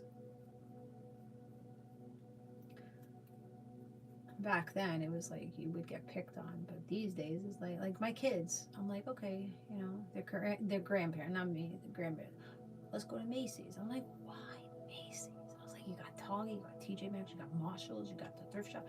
And they're just like, oh, I want to go through the thrift shop. Oh, what? You get 17 items, brand spanking new.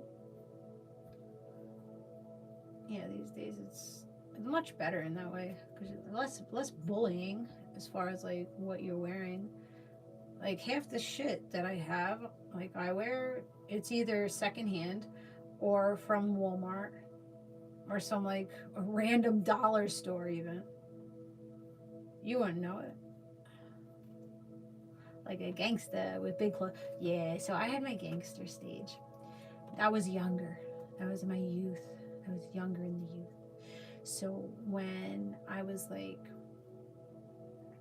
10, 10 to about 12, until I moved in with my grandmother, and that's when the vintage me came out. The daisy dresses and the sunflower perfume and the gypsy necklaces.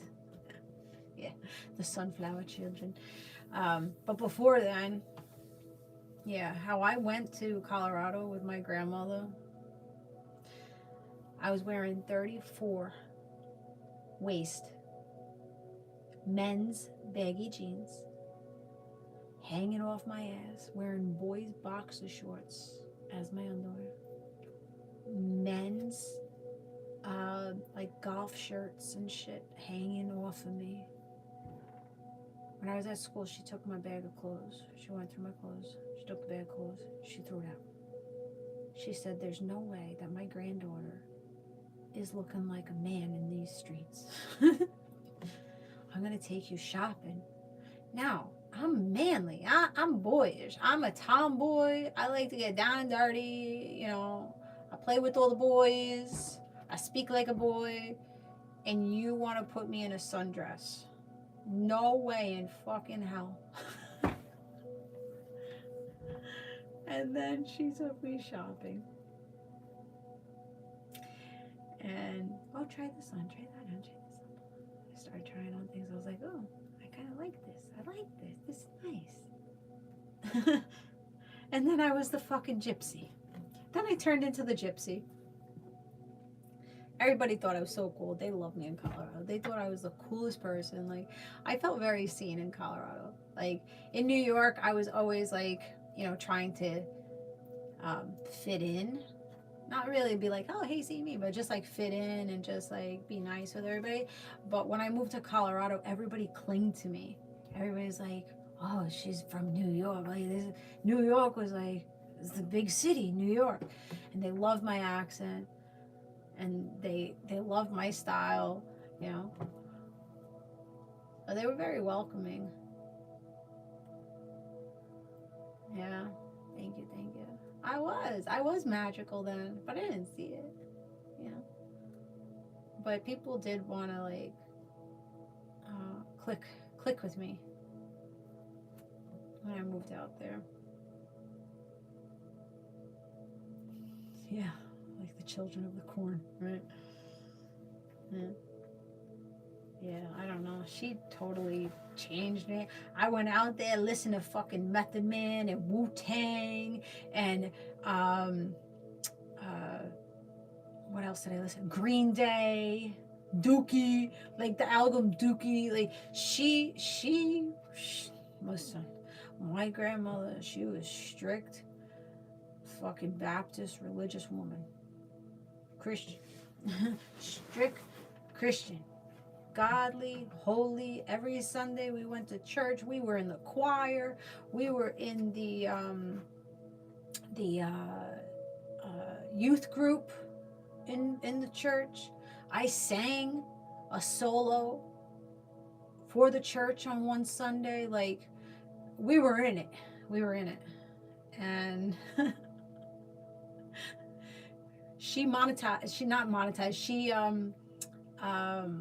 you know how TikTok like report stuff. Like she got in there. Like, okay, you're not wearing that. All these clothes are going away. Throwing away everything. Oh, Dookie. It says fuck on and shit. She wouldn't say it. I never heard my grandmother curse. Never. But she and salt and pepper. The dick shit and like the sexual innuendo and stuff. You're not listening to that. I am not buying this album for you. It says mature. M for mature. Mature means you're over 18. You're 12. You're not listening to this. The accent has always been my favorite thing. We fixed our soup sandwich. Yeah, my grandmother was a tough cookie, but she was the most loving person. Like that's where I get like my godliness from and my hardness, because she was really the only one that was like strict with me, like disciplined with me. YouTube, I'm gonna let you go because everybody left. Okay, all right, goodbye.